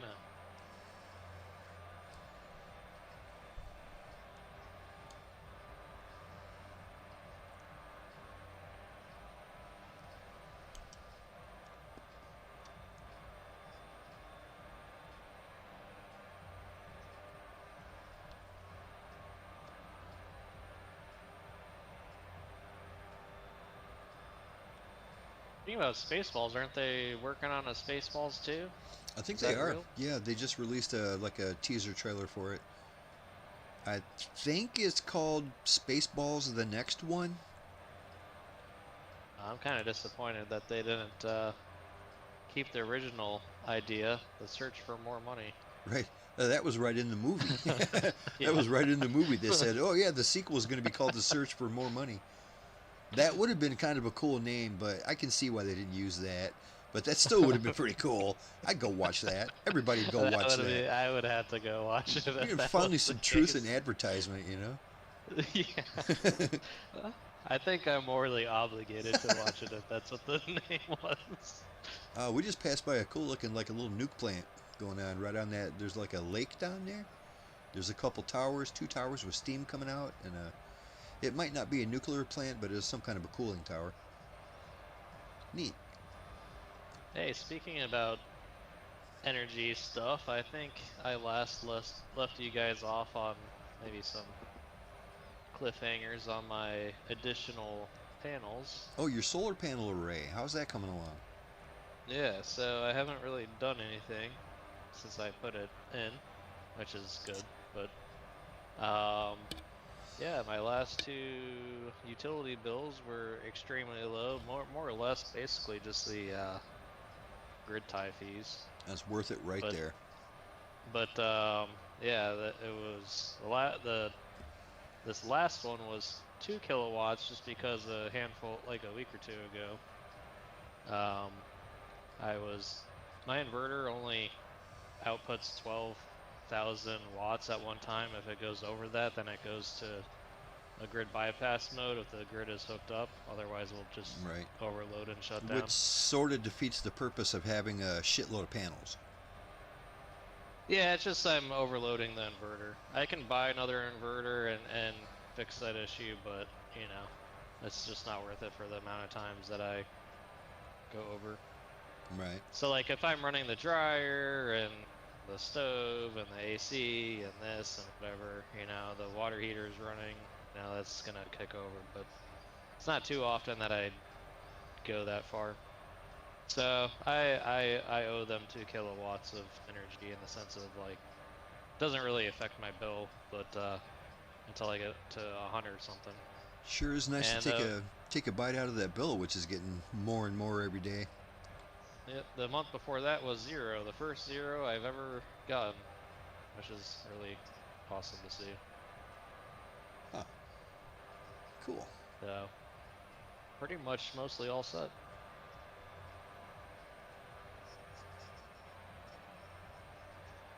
Yeah, neat. Thanks for the update on that. I always like hearing about your solar panels. That's a cool little project. That's kind of stuff I like. Yep. It's a good deal getting those used ones, and I got like a bunch of these optimizers that I can't use on my system that I just put up on Marketplace, and hopefully I get $25 to $30 a piece on those, and it'll make the solar panels that I bought like 25 bucks a piece, maybe 20 if I get full price. Jeez, that is a good deal. Yeah. Oh, you're lucky that you're clever enough to actually do all that stuff yourself too. If you had to hire somebody to install all that, it'd cost you more than the actual stuff. You know what I mean? Yeah. Because It's not cheap. you'd have to get a technician in here to do that for you. And it's cool that you're a clever guy and you can do that on your own. How your panels oriented there, Travis? So the used ones I recently got, they're almost flat on the ground, and the ones that I've had for a little while, they're at like a 30-degree angle to the south. So like Yeah. maybe 5 degrees and 30 degrees. Everybody up here puts it on their roofs. Yeah, that's risky. Yeah, they Like can the get heavy. reason why I got these panels for cheap is because roof leak issues, and that's the biggest concern with that stuff. I'm not saying that if you do a good install and people are taking their time and doing their job properly, that's not a problem, but yeah. My son-in-law had them in his old house, and the squirrels built their nest under them. Nice. Yeah. Hopefully So that didn't actually, cause that's an a- issue.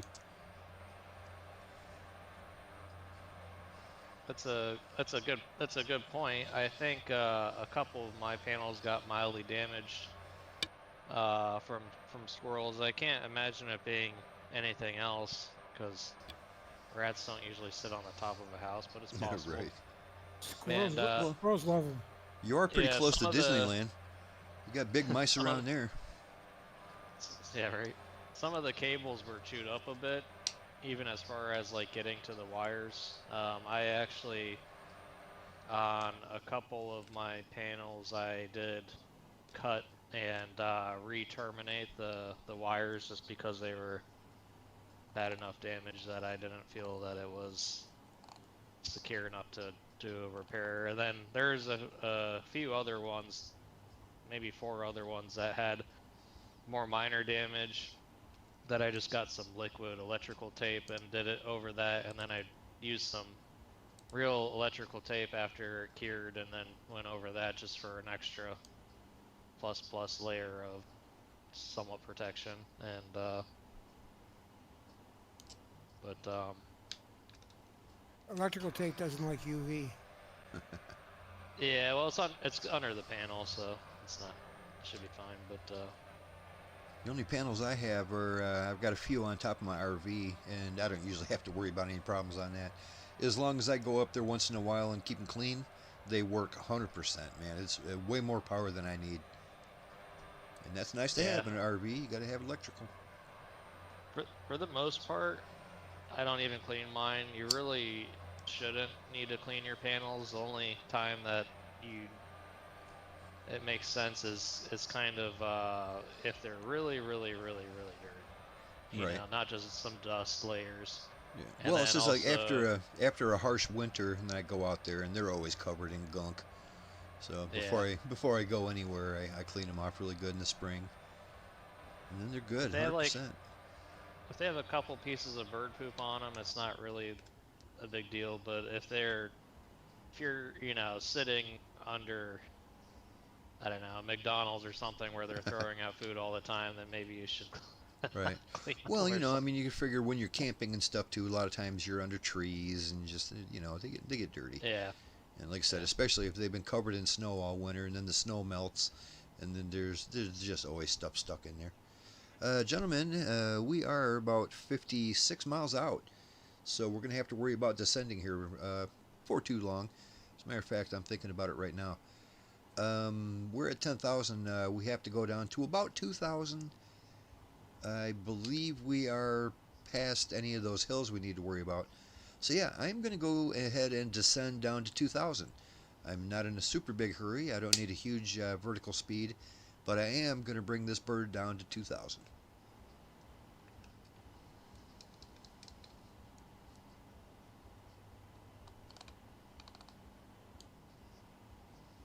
Yeah, I've been really happy with my performance, and so good in fact that I keep my house. I know it's not summer yet, but I keep my house between 72 and 74 degrees, which is pretty cold. Yeah, especially for Florida. And it sounds like you're doing pretty good saving on the bill. I mean, it's the bill you said, that sounds like almost nothing, especially if you're using AC. Our energy down here in Florida is pretty cheap. Mine is about, with taxes at the end, it kind of just went up at the new year to from 16 to 17 cents per kilowatt hour. But, you know, here in Florida it still will add up, especially during the summer. I don't have a pool or anything or nothing crazy like that. No, nothing fancy, but yeah. But everybody in Florida had an in-ground pool. No, thankfully not. If you're not using it, it's a money pit. If you're actually using it, or you have kids or grandkids that are actually using it, then I'd say, yeah, that's worth it. But a lot of people buy them thinking, oh, you know, it's going to be used all the time, and if you're not the one using it, then it's just not going to get used. Yep, it sounds like a great idea. Yeah, I had one when I lived down there, and man, what a pain in the neck that was. I'd rather just have a hot tub. Yeah. Yeah, Laser, I broke my autopilot when I flew into your airplane there. I can't get it to engage for nothing now. Oh no, I wrecked your autopilot? Oh, no. I wouldn't say you did, but something happened to it. You can blame me. It just don't work no more. I like hot tubs a lot, but down here in Florida, it's only practical for like 3 months out of the year. Oh, because it's too hot. Yeah. Right. So that's the nice thing here in Michigan. It's like, you know, it's super handy for like 7 months out of the year because it's freaking snowing. Yeah. You see them come and go a lot on online, you know, like on Marketplace and stuff. It's not uncommon here in Florida to see people getting rid of it for free, and sometimes they have issues with them and they're getting rid of it too, but yeah, that's just not common.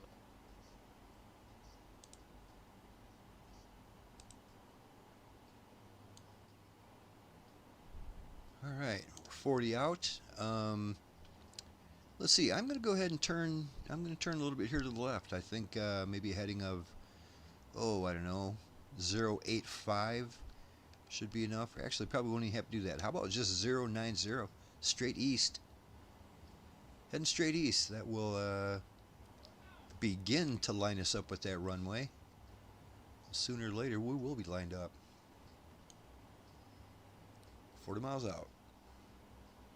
Descending through 4,500 for 2,000.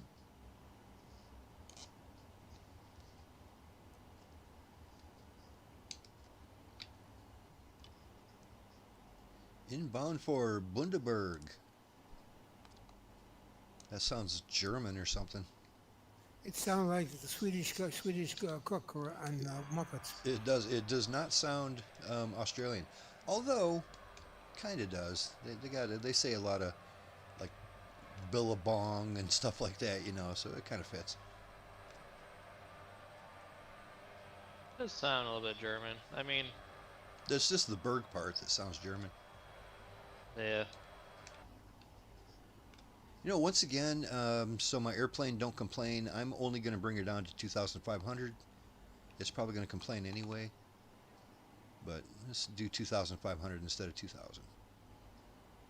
Because I'm at 3,000. The ground already looks kind of close.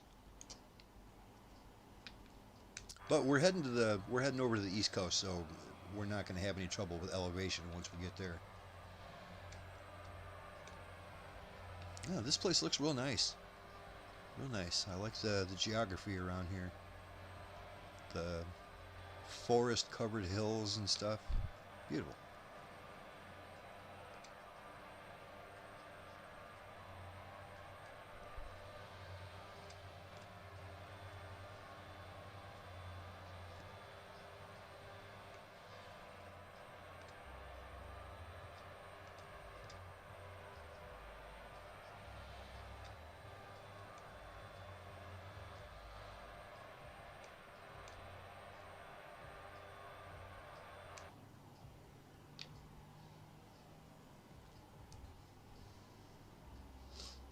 You know, I think I may have figured out, Longhorn, why the TAWS radar only lets you put it on HD 1 or 2. Because there's a separate setting for pilot and co-pilot. So if you set it over to co-pilot, it'll let you put it on 3 and 4. Okay, well, let me go do. I mean, it's a kind of an extra step, but at least it lets you do it. So if I go over here It's to right their at the top. display. TAWS display, pilot, and co-pilot. Surprised I never noticed that before. Well, I've never wanted to move it that bad, but I did notice that it only lets you do 1 or 2.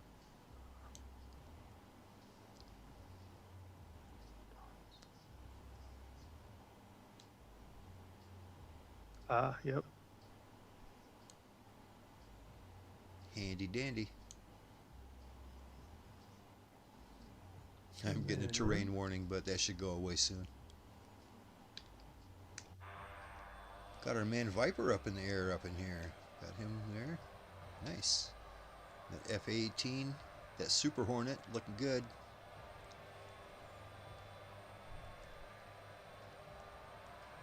At least that name tag's looking good. He's a little too far away to see him at the moment.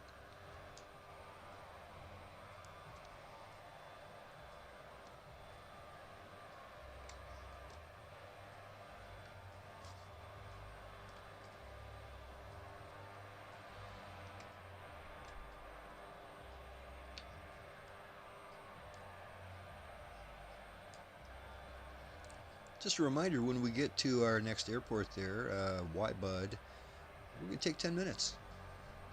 Take 10 minutes. Grab yourself a fresh drink. Grab a snack. Tell the wife you love her. Pet the dog. And then we'll be back up in the air. Probably got time to do all that stuff.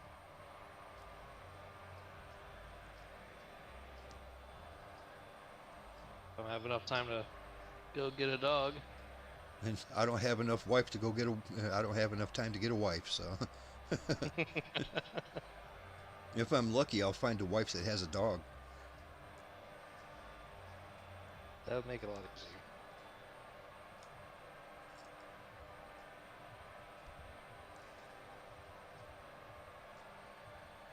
Yeah, from the looks of my time of day here, it might be starting to get a little bit dark by the time we get to that last airport. That's fine.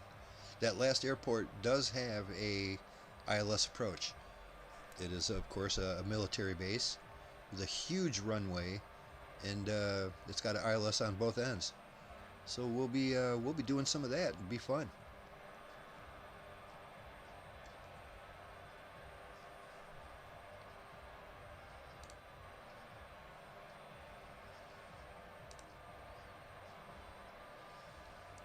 Well, my Lions still haven't made another pick.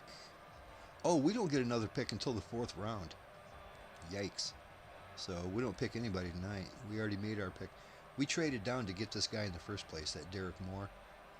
So our next pick is round 4. That should be tomorrow.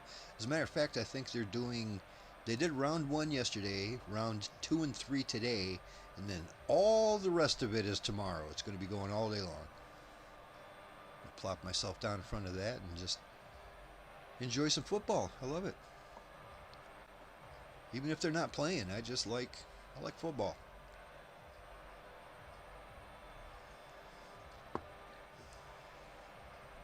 I'll definitely have that going on in the background as I'm slaving away on my favorite video of the year, the Star Wars video.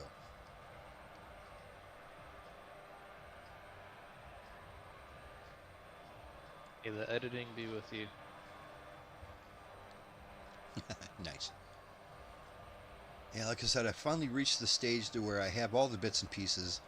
I've gathered all the supplies. I've got all the sound effects. I've got all the special effects I need. I've got all the green screen stuff that I needed.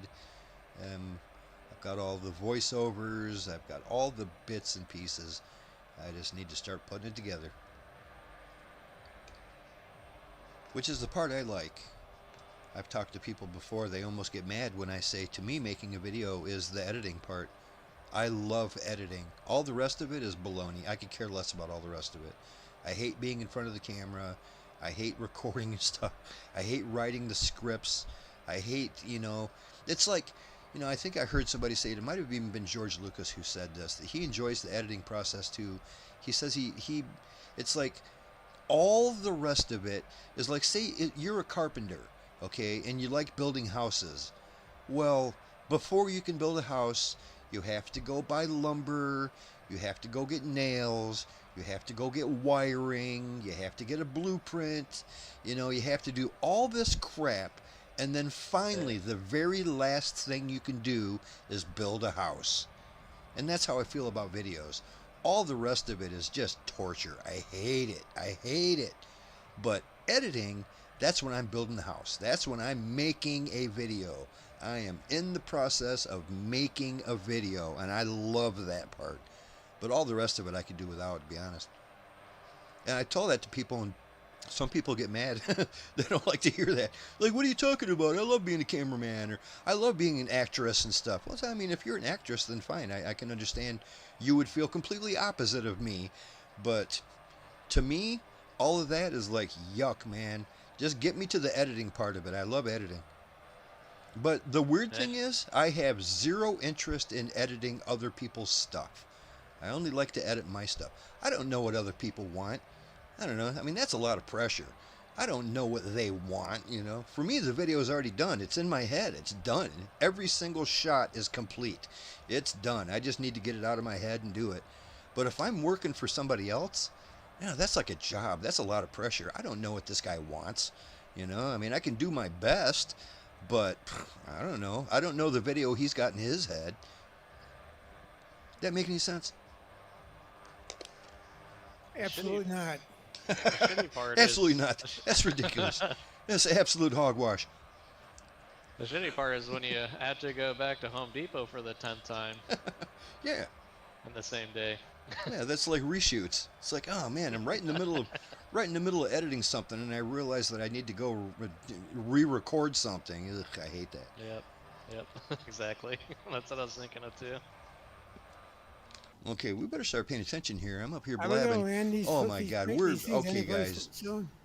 I screwed up bad. I'm gonna miss this runway. If you guys are following me, you're gonna miss it too. We're 8 miles I out. thought you were I'm going for 25. No, I'm was just- screaming up here. I am just. Yeah, I I missed was that about to runway ask by you a guys lot. where you were headed. I did. I missed that runway by a bunch. I'm going to go ahead and take a left-hand turn and do a teardrop to get back on course. Where is that runway? And get it in sight Way here. to your right. I blew right past that thing because I'm over here blabbing about stuff I like. How dare I? Okay. At this point, it would almost be better off coming in from the opposite direction, but I'm not going to do that. I'm going to turn to the left, do a teardrop, and be right back inbound for runway 14. Sorry about that. By the time I noticed, it was like, oh shit, we're already past. It's too late. I should have turned when we were by that river. I did not. So yeah, left hand, getting back on course here. Looks like at least a couple of us in the group weren't following me, and they're doing just fine.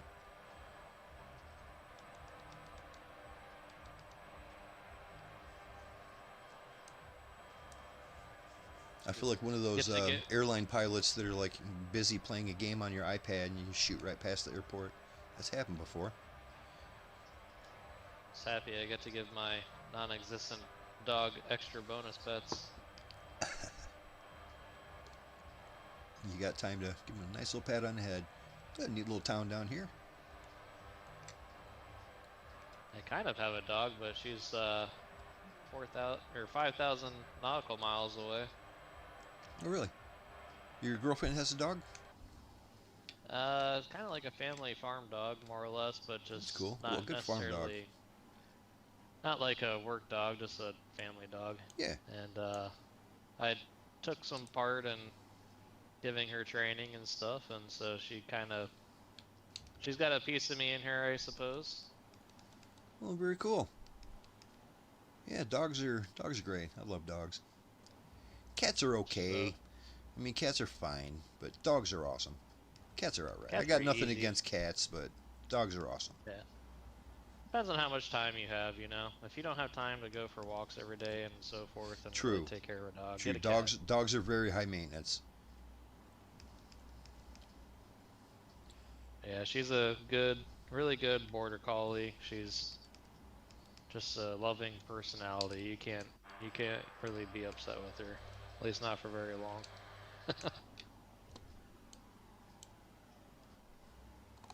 Again, which other runways to what?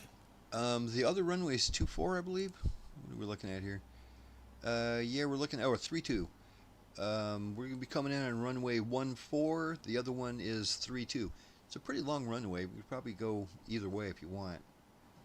14 it is. 14 it is.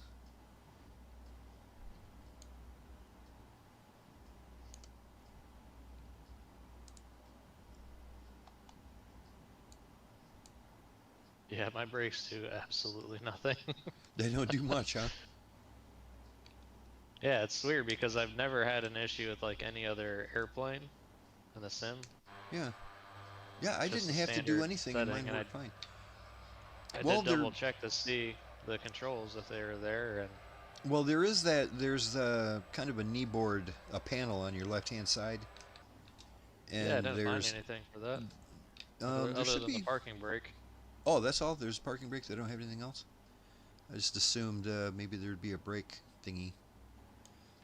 But yeah, I don't think I had to do anything. Mine just worked right out of the box, just like my normal regular setup worked just fine.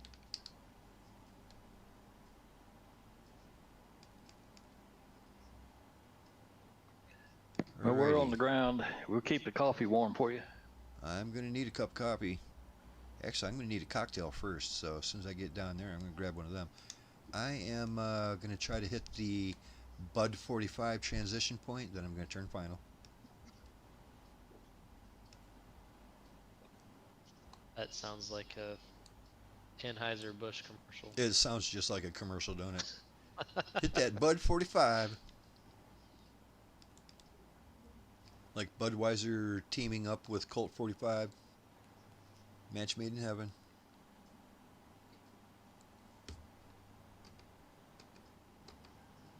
I just gave myself a master caution by putting my flaps out too quickly. I didn't put them out when I was going too quick. I just put too many notches on at once. No biggie. Matter of fact, I don't need my TAWs right now anyway.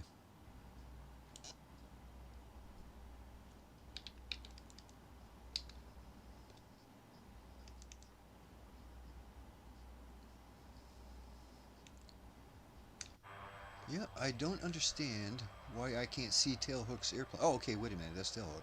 I was thinking that was Viper. I should see Viper's aircraft just fine, because I have that. Everybody has that.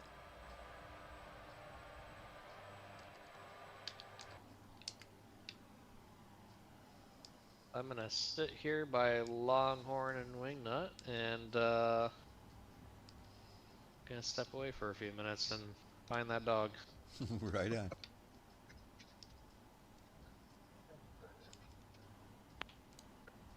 Alrighty, Lazerbolt is on a 6-mile final for runway 14.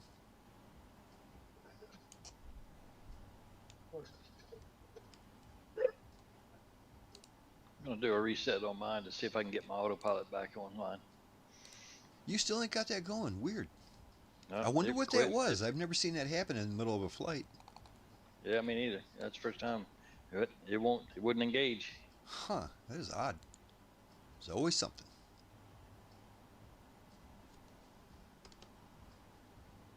Alright, going gear down.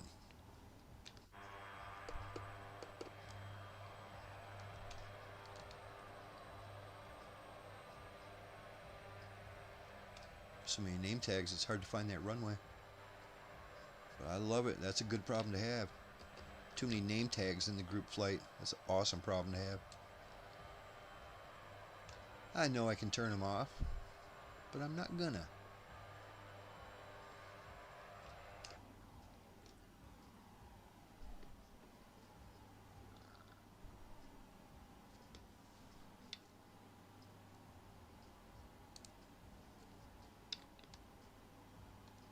Almost forgot my auto throttle. That would be nice.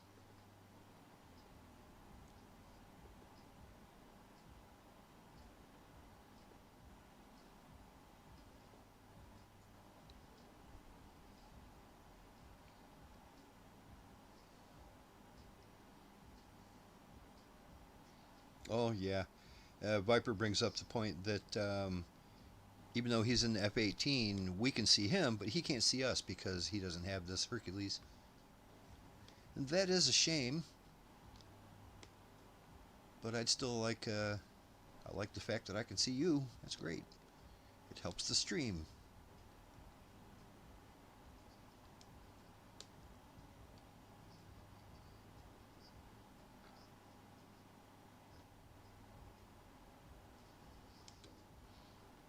Alright, coming in.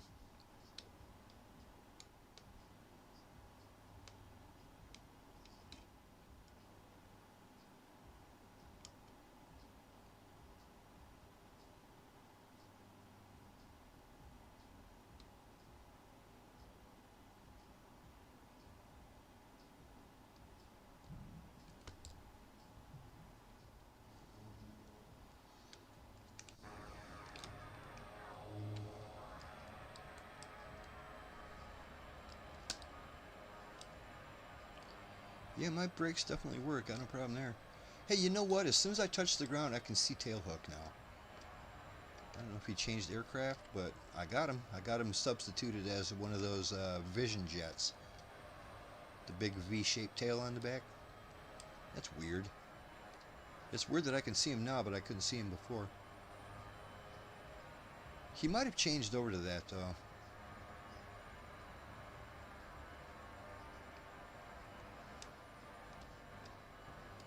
Alright guys, we'll take 10 minutes. We'll call this the top of the hour, and at 10 after the hour, we're in the sky. We're not on the ground at all. We're in the sky at 10 after.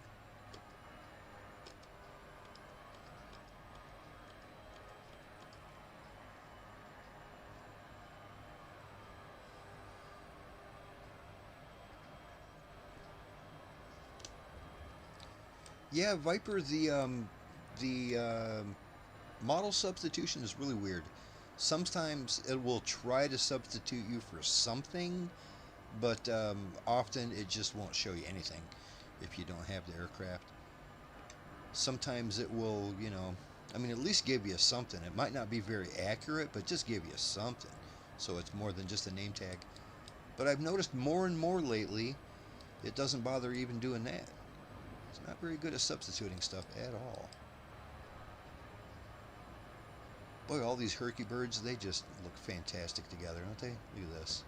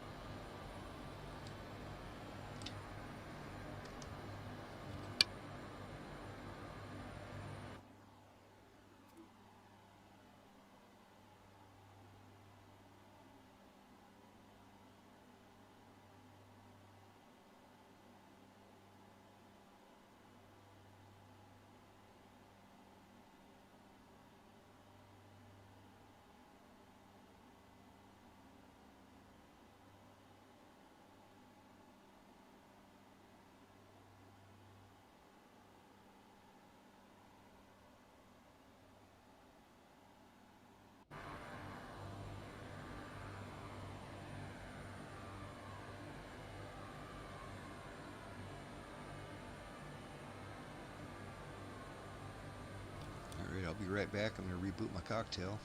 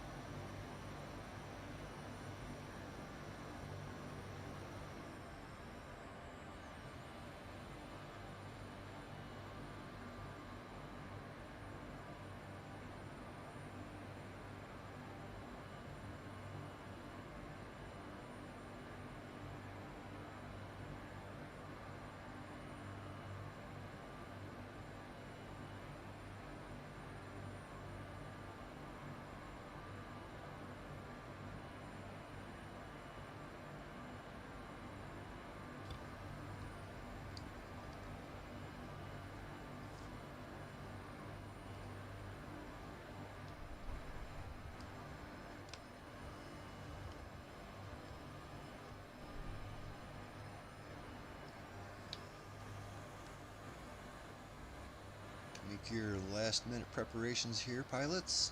We're going to be out of here in just over 3 minutes. Ooh, look at that. Look at that sweet F-18 we got Viper shot in. That is looking dope.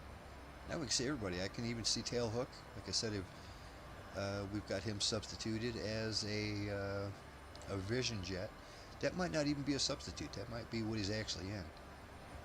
That's cool. If that's what they're actually in, it might be a slightly too slow, but not really, just a few miles per hour.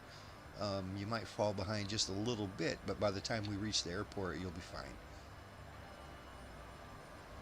Yeah, Super Hornet, man, that really looks natural amongst these Herky birds.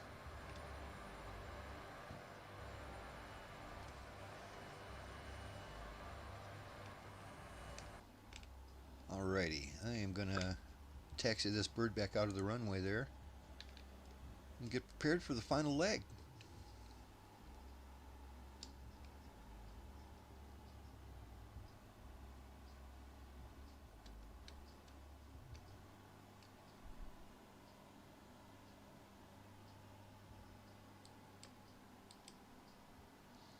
Travis, did you ever get your brakes fixed?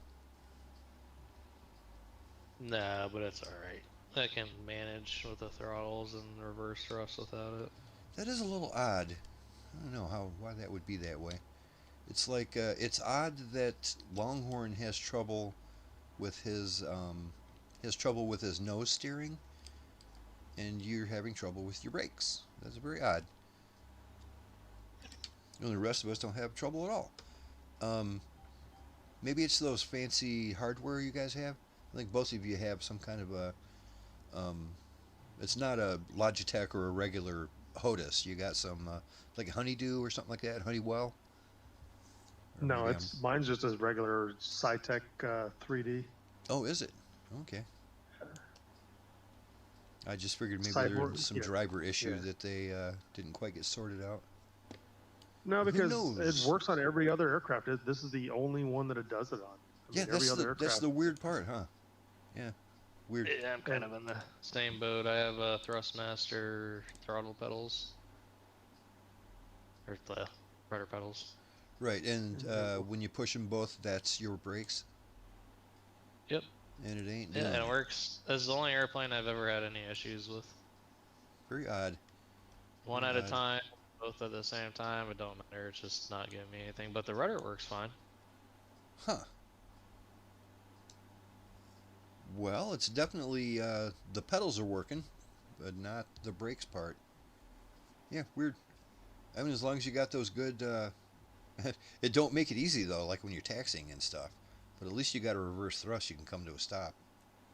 Yeah, I went into the flight sim controls and pressed on one of the brake pedals after pulling it up, and it indicated properly and the same as what input was already in there, and I was like, okay. Well, let's get back on this runway, pilots. We're going to be leaving here in about 1 minute. The manufacturer just forgot to put brake shoes in your airplane, that's all. Yeah, It's just metal on metal. There ain't nothing gripping. Viper Shot says that he's got substitutions now, but has substituted all of us as Pipers and de Havillands. Not even close. But at least you can see something, you know what I mean? It's better than just seeing a name tag.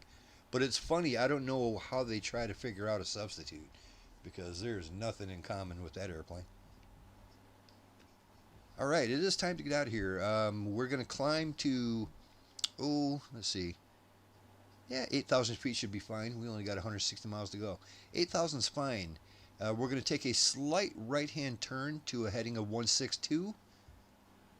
Let's make that more like a 164 so we can intercept the flight path. And we are going to be on our way to that final airport, that military base there. Let's see here. Yeah, we're almost heading straight that way as it is. So yeah, count on that. We're going to do 250 knots again. We're going to climb to 8,000 feet at a airspeed of 250.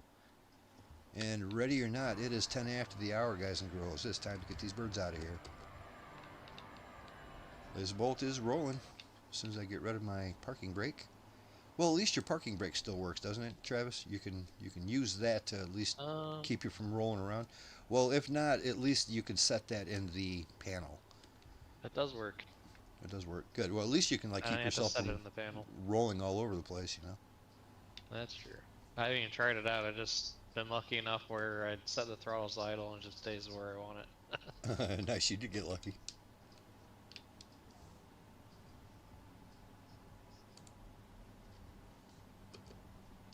Forgot to throw flaps down there, Longhorn. That's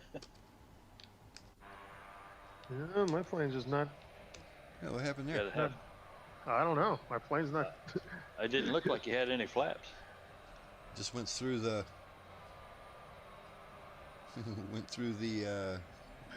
the freeway over there. You're not getting any speed? When I hit the on ramp, it launched me into the air, so I'm airborne now. Yeah, that's good. Yeah. Pulled an Evel Knievel on us. I don't know what the heck was up with that. I didn't have my flaps. That was a given. It's not But parking even when brakes, is it? You don't have your did- brakes on. It'd be amazing No, if you got going fast enough to take off with your brakes on. Maybe. No, Who knows? parking brake was off. Yeah, the only thing that I didn't do is I didn't have my flaps, but I enabled them. But maybe because I was going so fast, it wouldn't let me enable them. See, saw that F-18 take off past me. Interesting. Well, that thing goes like a rocket. Literally.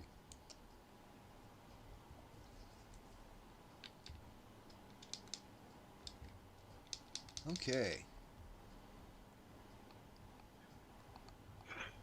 Well, you know what? I'll bet it's because I turned on my autopilot. So it probably Oh. was like ignoring my stick inputs. That might be it. I'm gonna sit back here and Yeah. follow the coast. You can set your autopilot heading, and you can set your altitude select and all that stuff, but don't actually engage the autopilot. Yeah, But you where can get that's it where I went already, wrong. so when you do engage it, you're off and running. Yeah, I had it engaged. I hit the little switch down on the bottom right because I was thinking that was just the equivalent of just turning it on, but because I didn't hit nav or anything, I was like backwards on that, thinking, oh, I'm not hitting nav and I'm not hitting, so it won't engage. Well, no, because I actually had that switch flipped, it was not working. Oh, yeah, that'll do it. Pilot Okay. error. But I live to tell about it. All right, bring Close the her bottom. to 250, climb to 8,000. Oh shoot! What the heck is this at 325 for? Yeah, it's going to be dark for me here very shortly. That's why I'm glad we got an ILS approach happening. It's going to be fun. Got those To get sweet that running lights information. going. I'll need to get the information from you because Oh, you don't I have a have chart. no charts. Right on. Let's I see might be here. able to, let me see. I might be able to look up frequencies. Okay, yeah, I do have. I can look on the frequency tab. It doesn't. Nope, it says center, approach, tower, ground, and clearance. But runways and It's what got runway we 4 runways, and let's see, only 2 of them have ILS approaches. We're going to be coming in on runway 15. That's almost straight in as it is. So runway 15, it's 10,000 feet of asphalt. The ILS frequency is 110.7. 110.7. We'll repeat that a little bit later on if we need the information. Yeah, fortunately, it does show, like when I hit the tab for the different runways, it gives me the frequency for the ILS on that. I have no charts though. Oh, handy. But, oh wait, hey, look at this. Did it work all of a Another sudden? chart. Yep, charts are here. That's weird. Yeah, it works sometimes and it don't work other times. All right, I'm gonna 1107. save. Yeah, if I can just get into where I can save the chart, then at least I'll have access to it even if they go away again. But so I just saved that chart for the ILS 15. Right on. That runway 15 is at a heading of 148. It's almost perfectly aligned, but it's 148 magnetic. My frequency tab just says not enough to get a discount. Nice. Need to get more punches in that card. Absolutely. I'm just trying to yes and you, buddy. Thank you. You filled in for me. You made me smile back. Alrighty, let's see here. Gotta make sure my CDI is set for iNav, because you know what happens when it ain't. Alright. Let's go. So you nav. We are on our way to Amberley Military Base. Nice. At Yankee Alpha Mike Bravo. It says I got a 10-knot wind. That's unusual. With my, this is a default nice weather setting, and usually the wind is around 1 or 2 or 5 knots, but a 10-knot wind. Wowee. That's not much wind, but it is for this weather setting. Alright, once again, now that we're all up and established, runway 15, we get an ILS frequency 110.7. Count on that.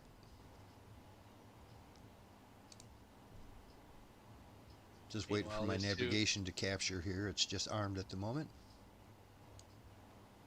Looks like it's going to capture any second now. These 2 F-18s are flying around. What is 10 knots?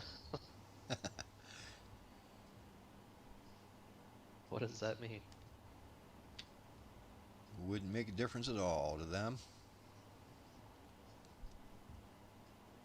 Still waiting for my nav to capture. I still think it's a little too picky that you got to be right on the line before your navigation grabs it. Just seems a little too picky. Usually any other autopilot I've used, it'll bring you to the line and then just follow it. This one don't do that. You got to be heading towards the line, and once you cross it, it'll latch on. It still hasn't latched on. Very odd. Okay, so finally nav captured. We're good to go. 250 knots, holding 8,000 feet. Inbound to the military base. We're going to be doing an ILS approach. That's fun. I like doing that. Yeah, good. I reset. I finally got my autopilot working again. Oh, good. Good. That reset fixed it. Nice. I like hearing that.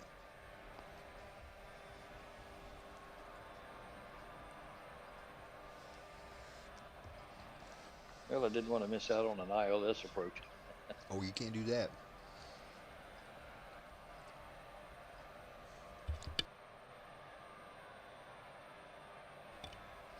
Yeah, that's one nice thing about that that C-130H that you're flying, Coast. That it has a very nice, simple ILS procedure. It works real nice.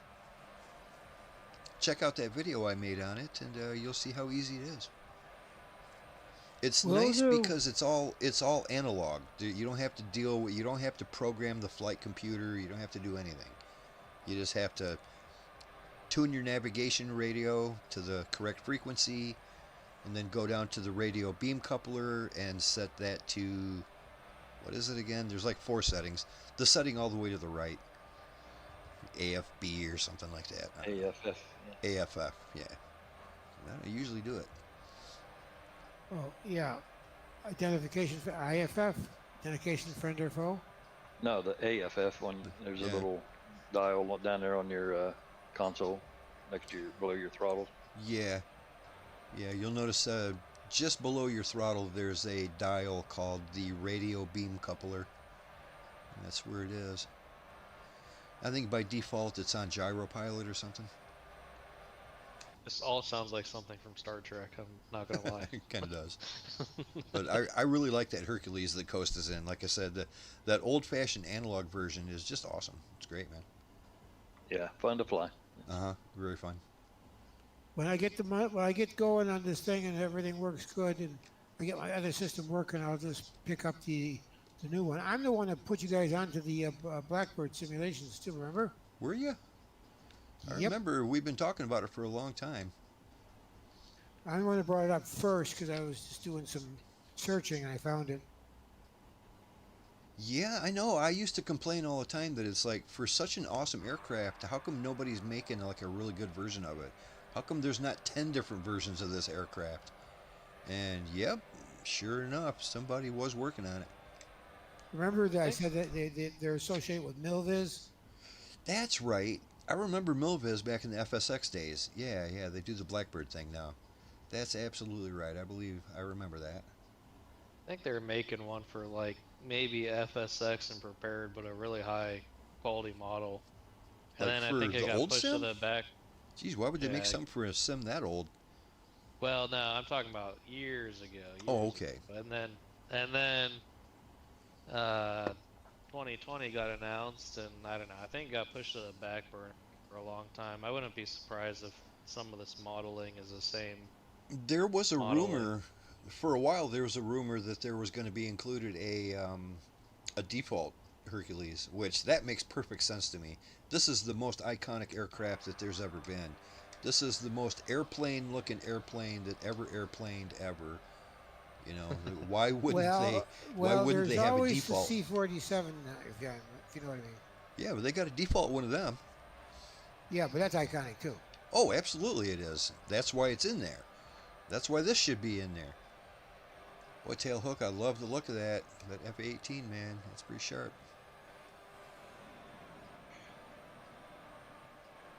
That looks pretty sharp. It all depends. It can go both ways, because I'd rather have them make a better version of this plane and me pay whatever $30 for it than having a default version that's just like, nobody really wants to make a new version. It's not going to bring in a lot of money. That's true. If they had a default version, that would discourage developers from making another one. Although most of the default aircraft are pretty well made, like real nice. I'm not complaining, Viper. but I love seeing you guys in those jets. That looks great. Love it.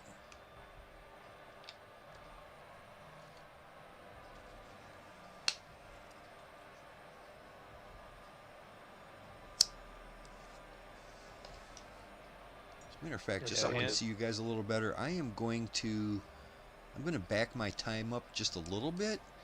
I hope it doesn't screw. I think it actually just did. It paused me for long enough to wreck the formation. I'm going to back my time up just a little bit so I can see you guys, because that looks awesome. There you go. My apologies for wrecking the cool formation you had going on. We're back. Now I can see you. Probably the best default airplanes in a sim that I've seen. Yeah, I think for the most part, most of them are pretty good. You know, they're all right. Especially in the 2024 version. Most of the default aircraft are all right. There's so many of them, like especially if you buy like the super duper package that has all the, it had a bunch of them that you can buy off the marketplace included. Some of those ain't great. So some of those aren't great at all. But the main pack that they got, they're pretty nice. I've only done it once, but I like that you can walk around the Hercules. I think that's pretty cool. Mm-hmm. Yeah, it is pretty cool. And even in flight, you can walk right in the back and check things out. Cool. Like this. I wish that they would do like the Captain Sims, open the engine cowlings and all that stuff. Wish they would do that on this one. The fuzzy seat cover dynamics that they got going on here is on point. The physics of the fuzzy seat covers is just perfect. Plus, it's got a microwave that works. How do you like that? Huh? A freaking microwave. I've got one down in the kitchen too. Well, okay, let's see you do an ILS landing on that. Done already. I just wish they had like TV dinners you could pop in there. Remember, I'm near the airport here. You can press the buttons on this thing too, Jesus. Yeah, isn't that crazy? Right? You could open the door and stuff. It's like, get out of here. How cool is that? It's pretty cool.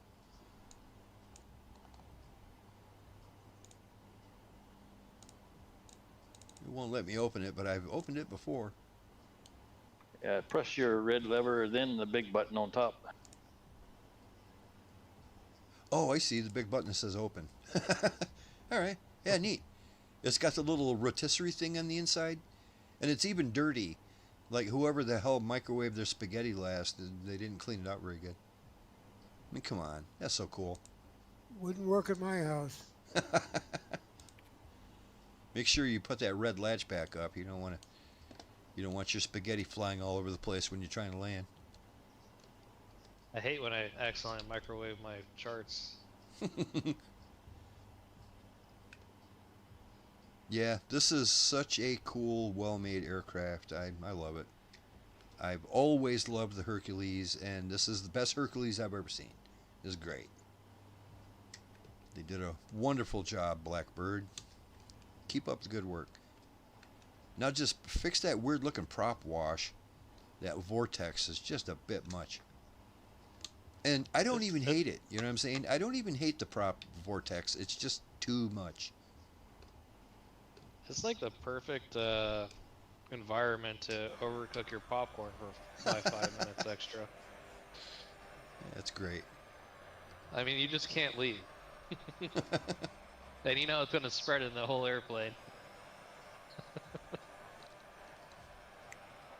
You'll have that burnt popcorn smell going on. That's the worst. I've had that happen to me one time when I worked at Disney in the break room. Oh, I bet you everybody loved you for that. No, I didn't do it. I just saw it happen, like in real time. Because yeah, that burnt popcorn smell, man. Ugh, you can't get rid of that. Glad my break's over soon. I'm gone. I'm out of here. Yeah, can't wait to go back to work. Going back early. Yeah. That's like overcooking fish. Oh, jeez. That's just like cooking fish, period. Yuck. Not a fish eater.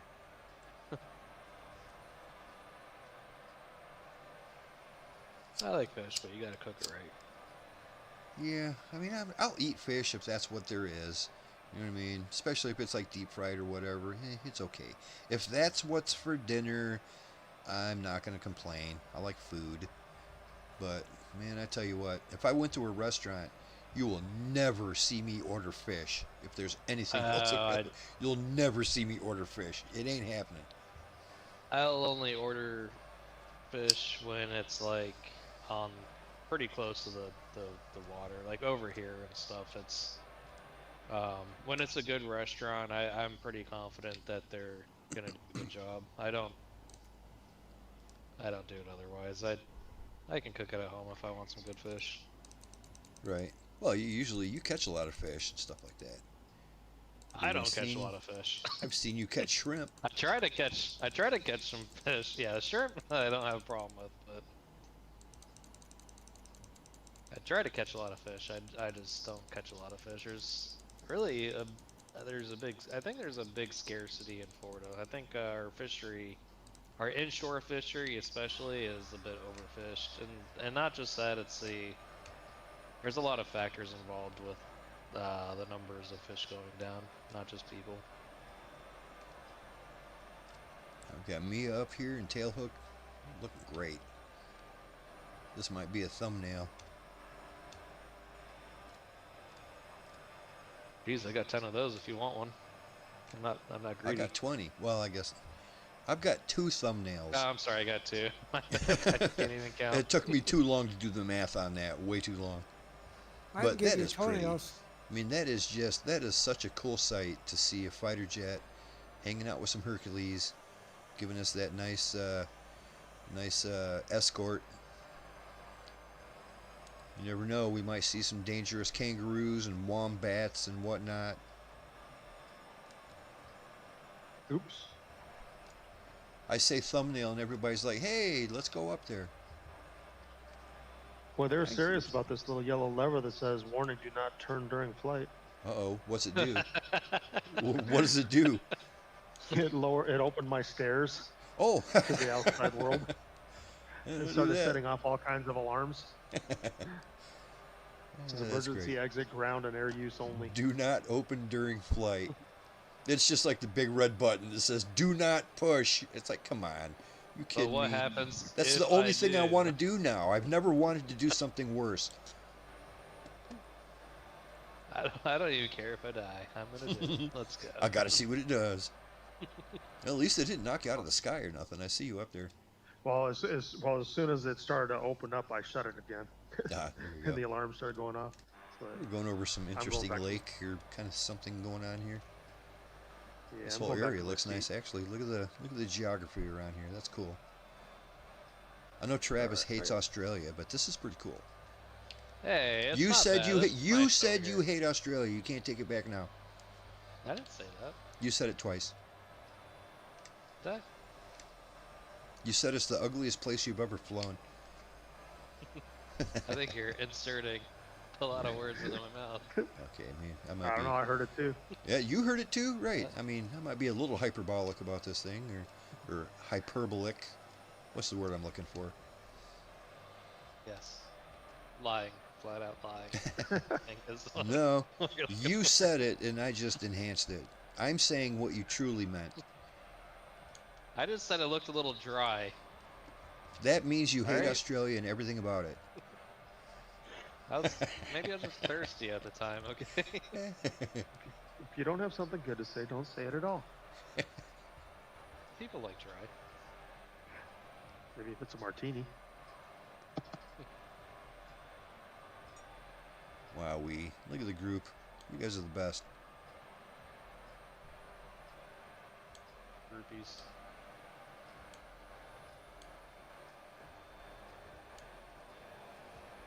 Alright, I thought that would band us together. You know what? We're only 67 out.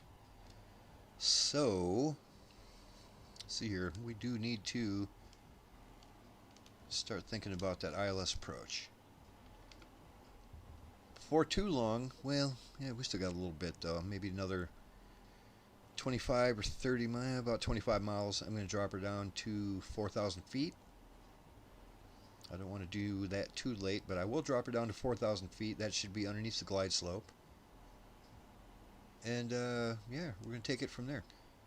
We're already kind of roughly sorta-ish straight in, but not perfectly straight in, but kind of straight in.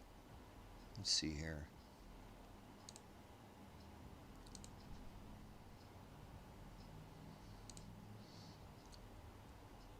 Get back to setting my iNav or my CDI over to VOR. Golden. Look at that.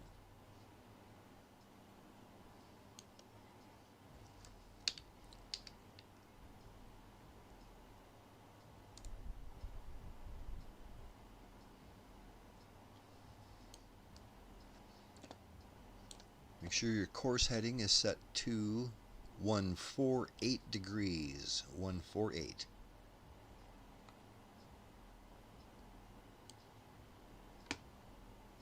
And make sure that your nav radar or nav radio is set to 110.7. Now sit back and watch the magic.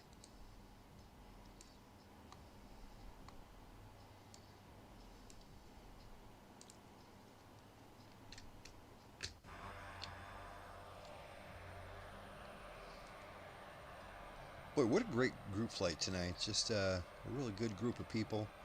Fantastic variety of aircraft around here. And some, I don't care what Trappist says, I've been having a real good time flying around Australia. This is awesome. Hey, quit it.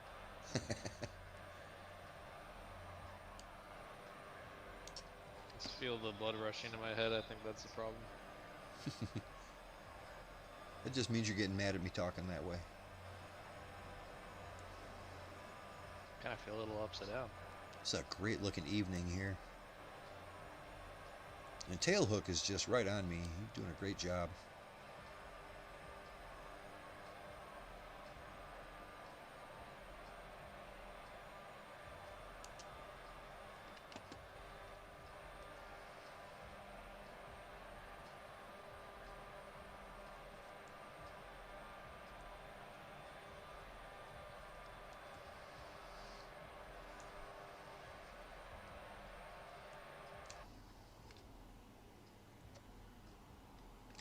.52 out.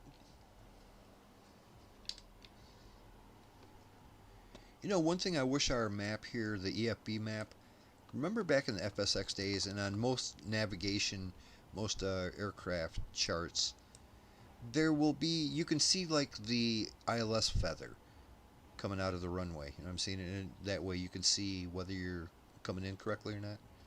I mean, I know that the feather's lined up with the runway. I can see where the runway's going, but it doesn't have that feather.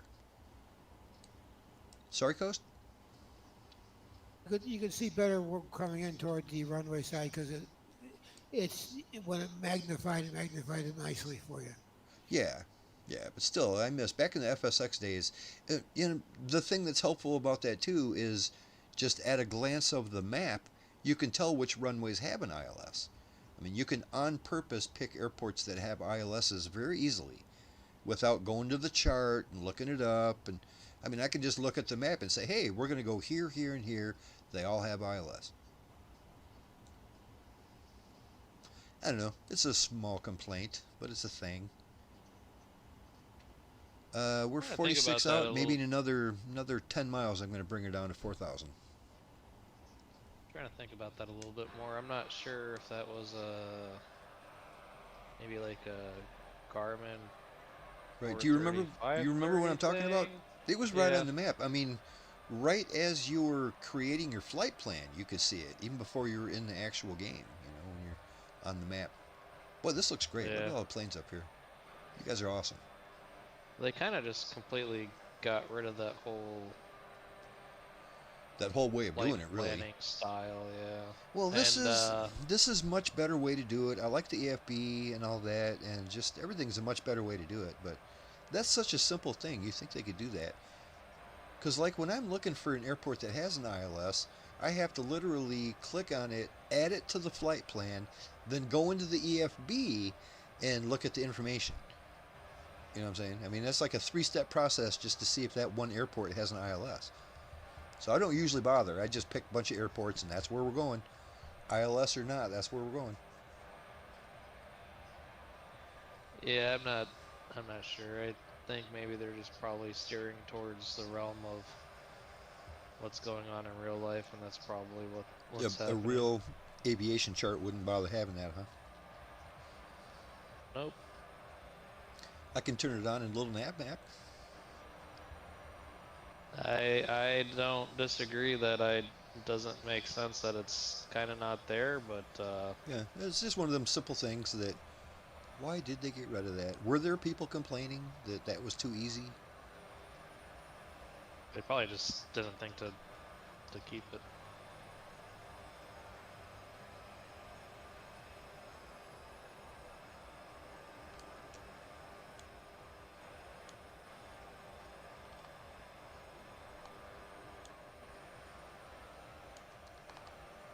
All right.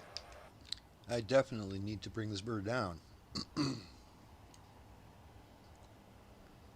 let's see here. 4,000.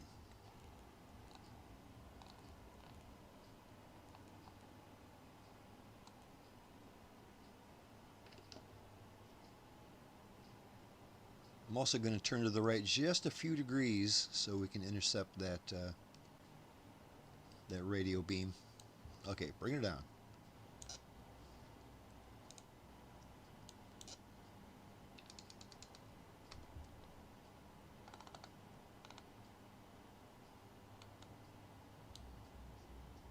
There you go. Bring her down fast.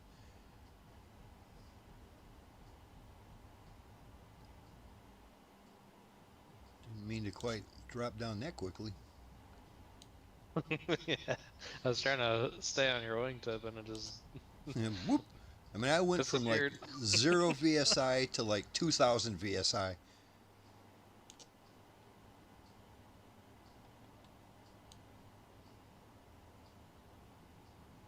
Yeah, that pitch trim wheel, that pitch trim knob, that's pretty, the pitch control knob. There's no subtlety to that. You move it a little and it just goes. Also, be aware we're covering kind of a mountain range right here, so don't drop down too soon. Keep an eye on your TAWS radar and make sure that you're not going to hit something.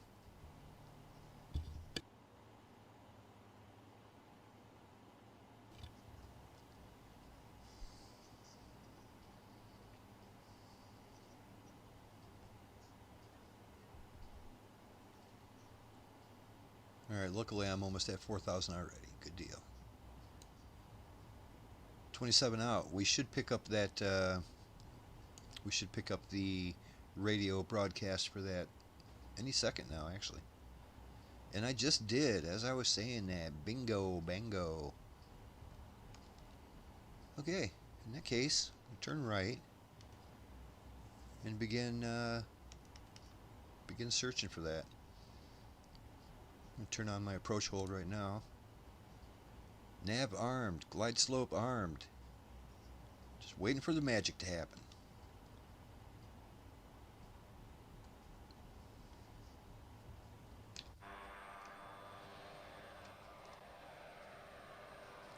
Going to be kind of close to these mountains, but not too bad. We're not going to hit it.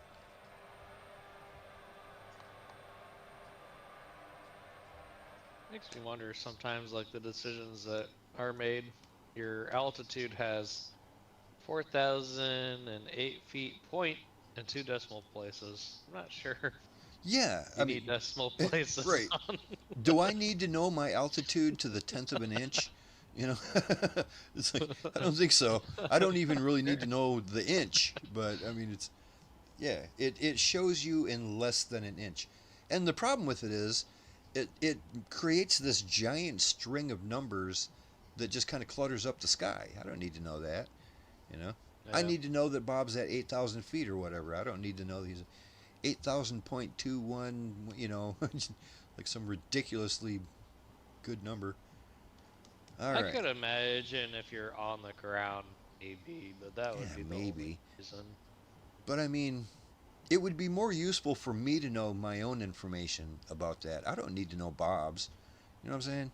I don't need to know his altitude to the 10th of an inch. We're out here doing some surveying, Laser, don't you know? Okay, I have, as soon as I hit 20 miles out, my glide slope indicator popped up. I am underneath it, so all is well. Still wish I'd get a little bit closer to that ILS feather. I'd like to have it lock onto the localizer before it locks onto the glide slope. Glide slope usually catches at about 14 miles, and I'm only 17 right now. Yeesh, I'm going to go ahead and swing way the hell out. Okay. Localizer has been captured. I'm turning final. Good beans. Step 1 worked perfectly. Now just waiting to intercept that glide slope. Also, about time to start slowing down. I'm going to bring it down to 200, 200, and begin worrying about flaps here any second.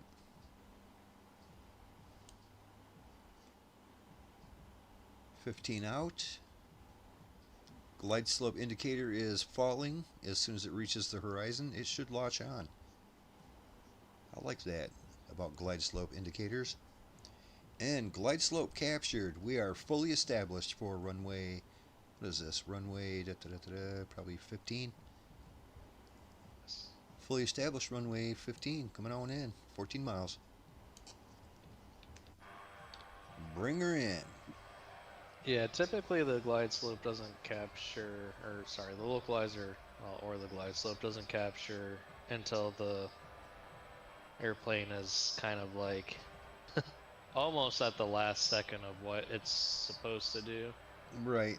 Well, usually we probably wouldn't be this high up. You know what I'm saying? 4,000 feet is probably about as high as you want to be and still be under the glide slope. You know what I mean? Like if in real life, you'd probably go down like 3,000 above the ground. 3,000 above the ground level.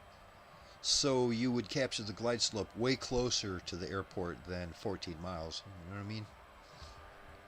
But I just choose 4,000 just because, you know, they'd capture it as soon as possible, you know. 14 miles is really crazy. Yeah.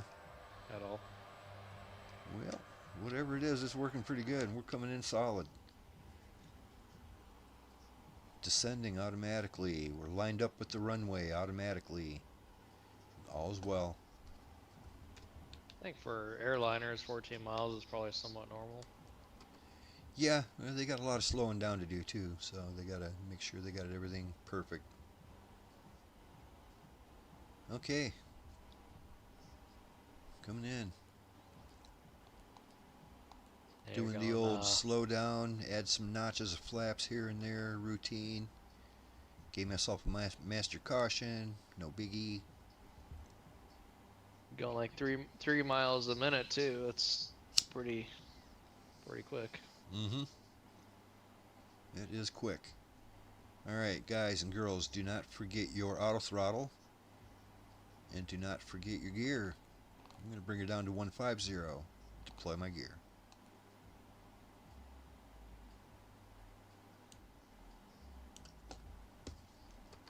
Just under 7 miles out.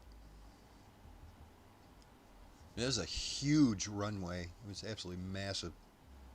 Like most military runways are. Pretty big.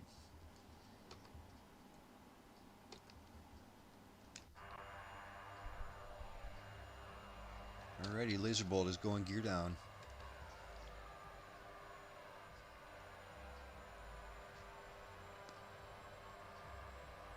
Pappy lights. We got 2 red, 2 white.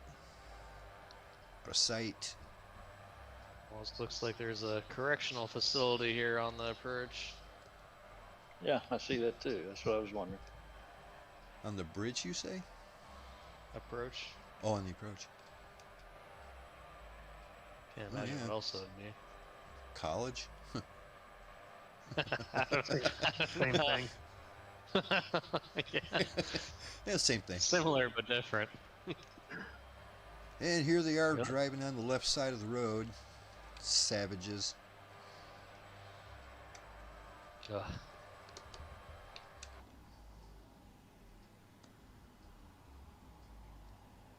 Alright, my final VREF is going to be about 130.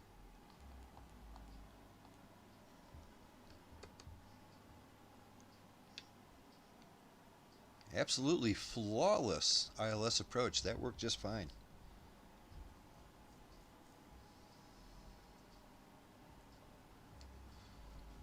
Do not forget your auto throttle. It'll cause you problems if you did.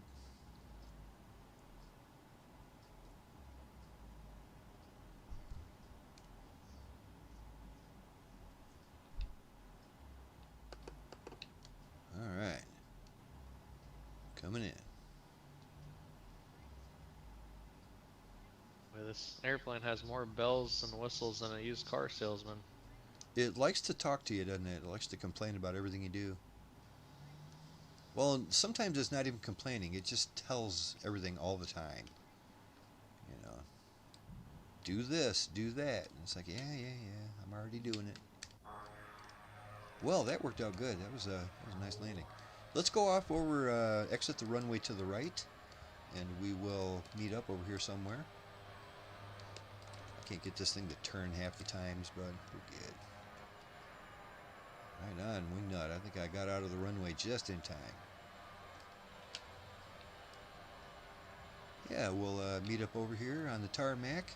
Try to get a nice straight line going, and we'll have a beautiful lineup of these birds. That will look nice.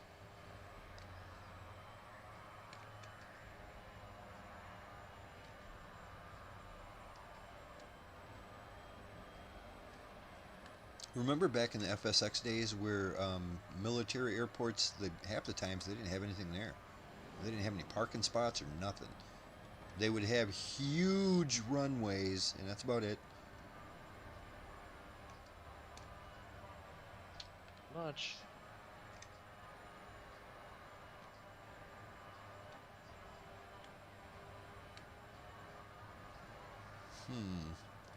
How about down here? Let's go a little closer to the, you see the tower down there?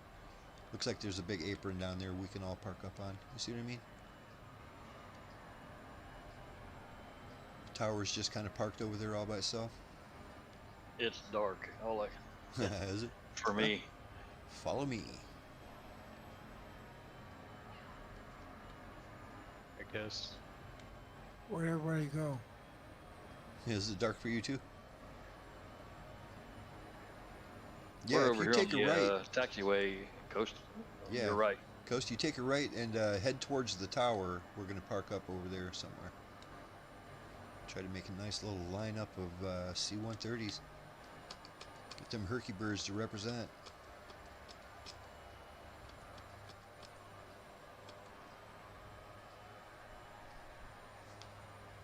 That was a left.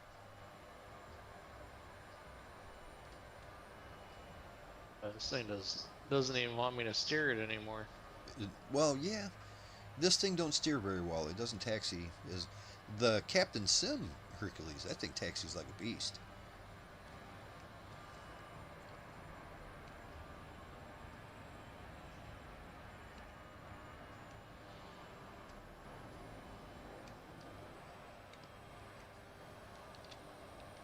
All right. There's not as much tarmac over here as I thought there was. We'll find a place. We know a guy. We know a guy. He'll be over here. Sorry, man, my brakes don't work. Oh, you're going backwards anyways. Well, it might not be super easy to get a nice straight line going, wingtip to wingtip. We can give her a shot.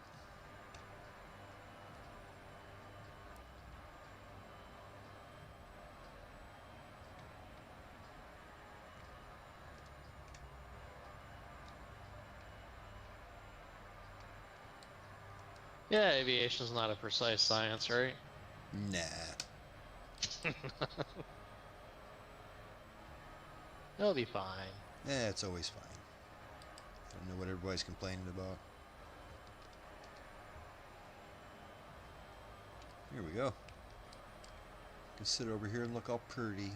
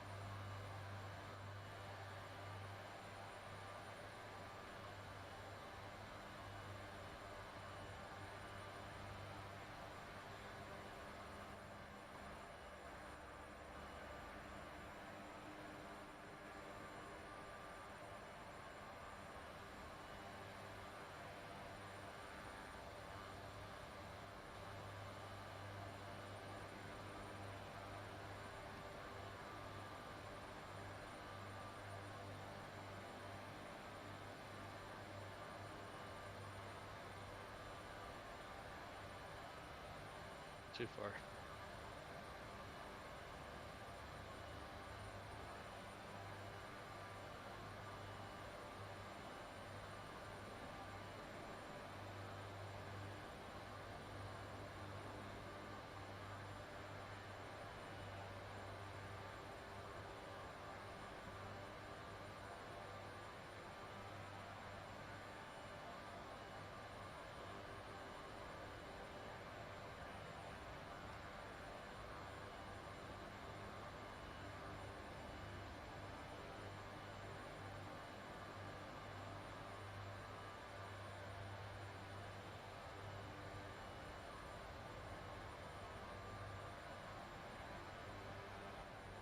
Are you controlling that thing with a keyboard, Coast? I'm not controlling this thing.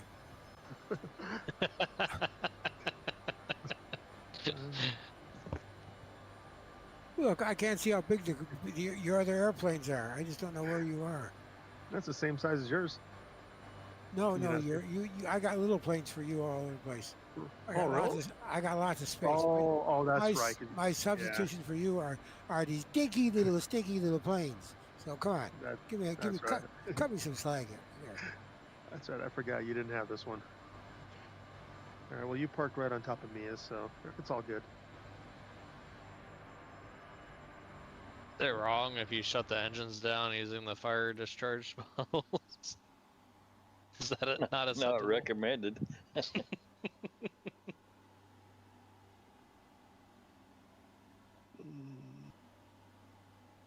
I didn't know the group the quality of the group flight was controlled by the quality of the parking.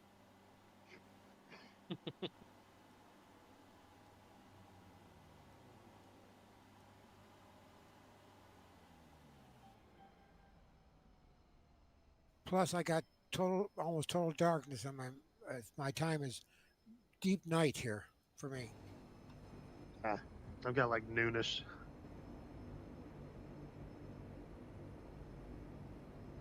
Yeah, just stuck with the Australian time. Yeah.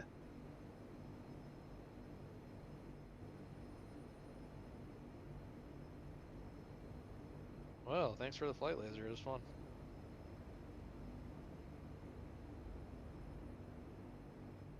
Laser, Must have stepped away for a second. Did you mute your mic again, Laser? I did. Thanks, buddy. Yeah, I did. Who knows how long ago that was? Well, not long, because last I remember you said follow me. So. Oh, right. Yeah, I appreciate everybody. Everybody did great tonight. It was a fun flight. We had a big group. That's fantastic.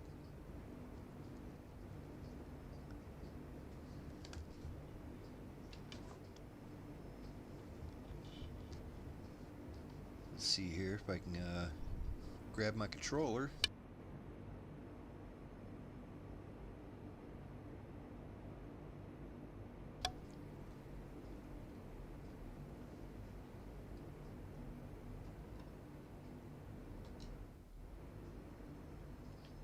Heyo.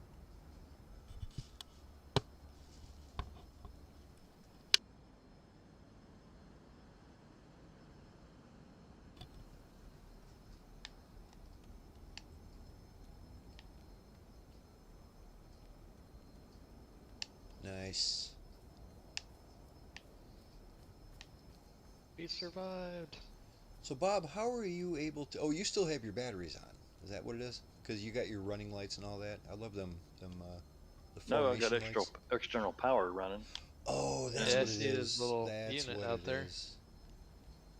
Because it's like, I'd like to still have my running lights going because they look so nice. That soft blue light. I turned off my battery. I didn't pull out my external power. That'll do it.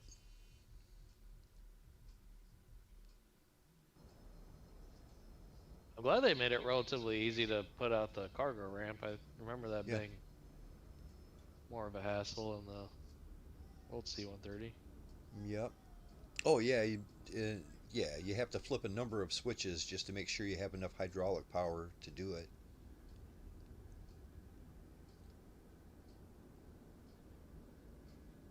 Yeah, these birds, I'm telling you, it's awesome. My absolute favorite.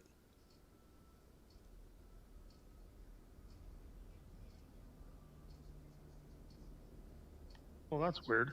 I opened up that one door. Oh, I can open it again. I don't know why it closed. Oh, maybe when I went out, it closed the door on me. Yeah, 'Cause yeah, I had that same thing. And then I tried to open it from the outside, and I accidentally clicked on the door itself, and that will put you right back in the airplane. But if you use this you use the lever on the side, it works fine. But if you click on the door, it'll just put you right inside it.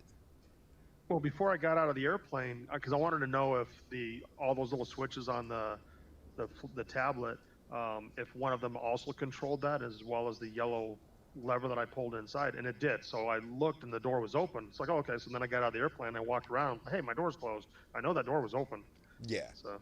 Yeah. As soon as you get out, it'll close it right back up. But like you said, yeah, you can use that little lever there, which you did, and it's open. Looks cool. Yep. Nice bird. Can't open this door though. Nice bird. Well, guys, it's pumpkin time. I'm out. Have a good night.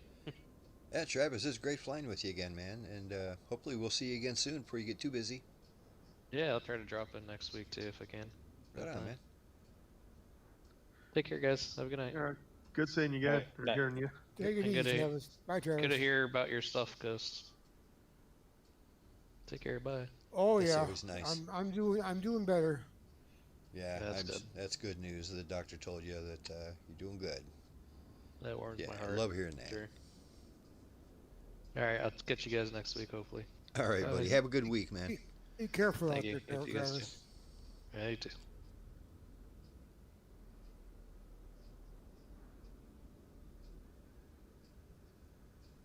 Well, there's not a whole lot to see here at this air base, is there?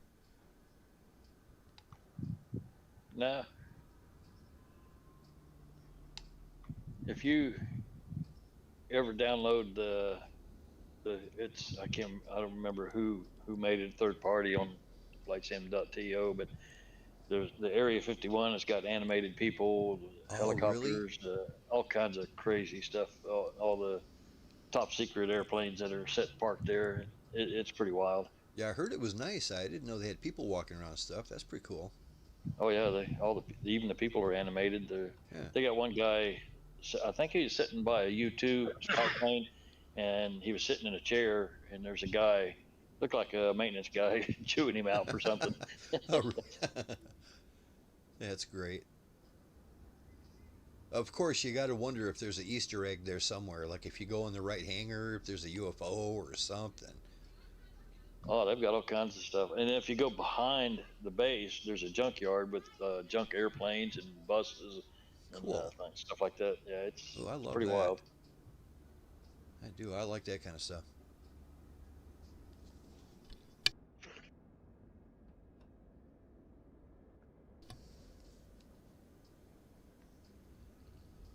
They have one for Tonopile too, the test site in Tonopile. This is right up the desert road there from it. Oh, is it? I'm not sure. I've heard of that. Tonopile, yeah. It's a test site, just kind of like Area 51. They have a lot of the secret squirrel stuff going there too. Right. Secret squirrel stuff. Well, everybody watching the stream and good pilots, that was an absolute blast tonight. Like I said, next week we're going to be taking off about 20 miles to the east of here at the Brisbane International Airport. That's where we're leaving from. And we're going to continue our journey around Australia. So I hope everybody has a good weekend and a good week. And we'll see you back here next week. So have a good weekend, everybody. Take care now. Bye.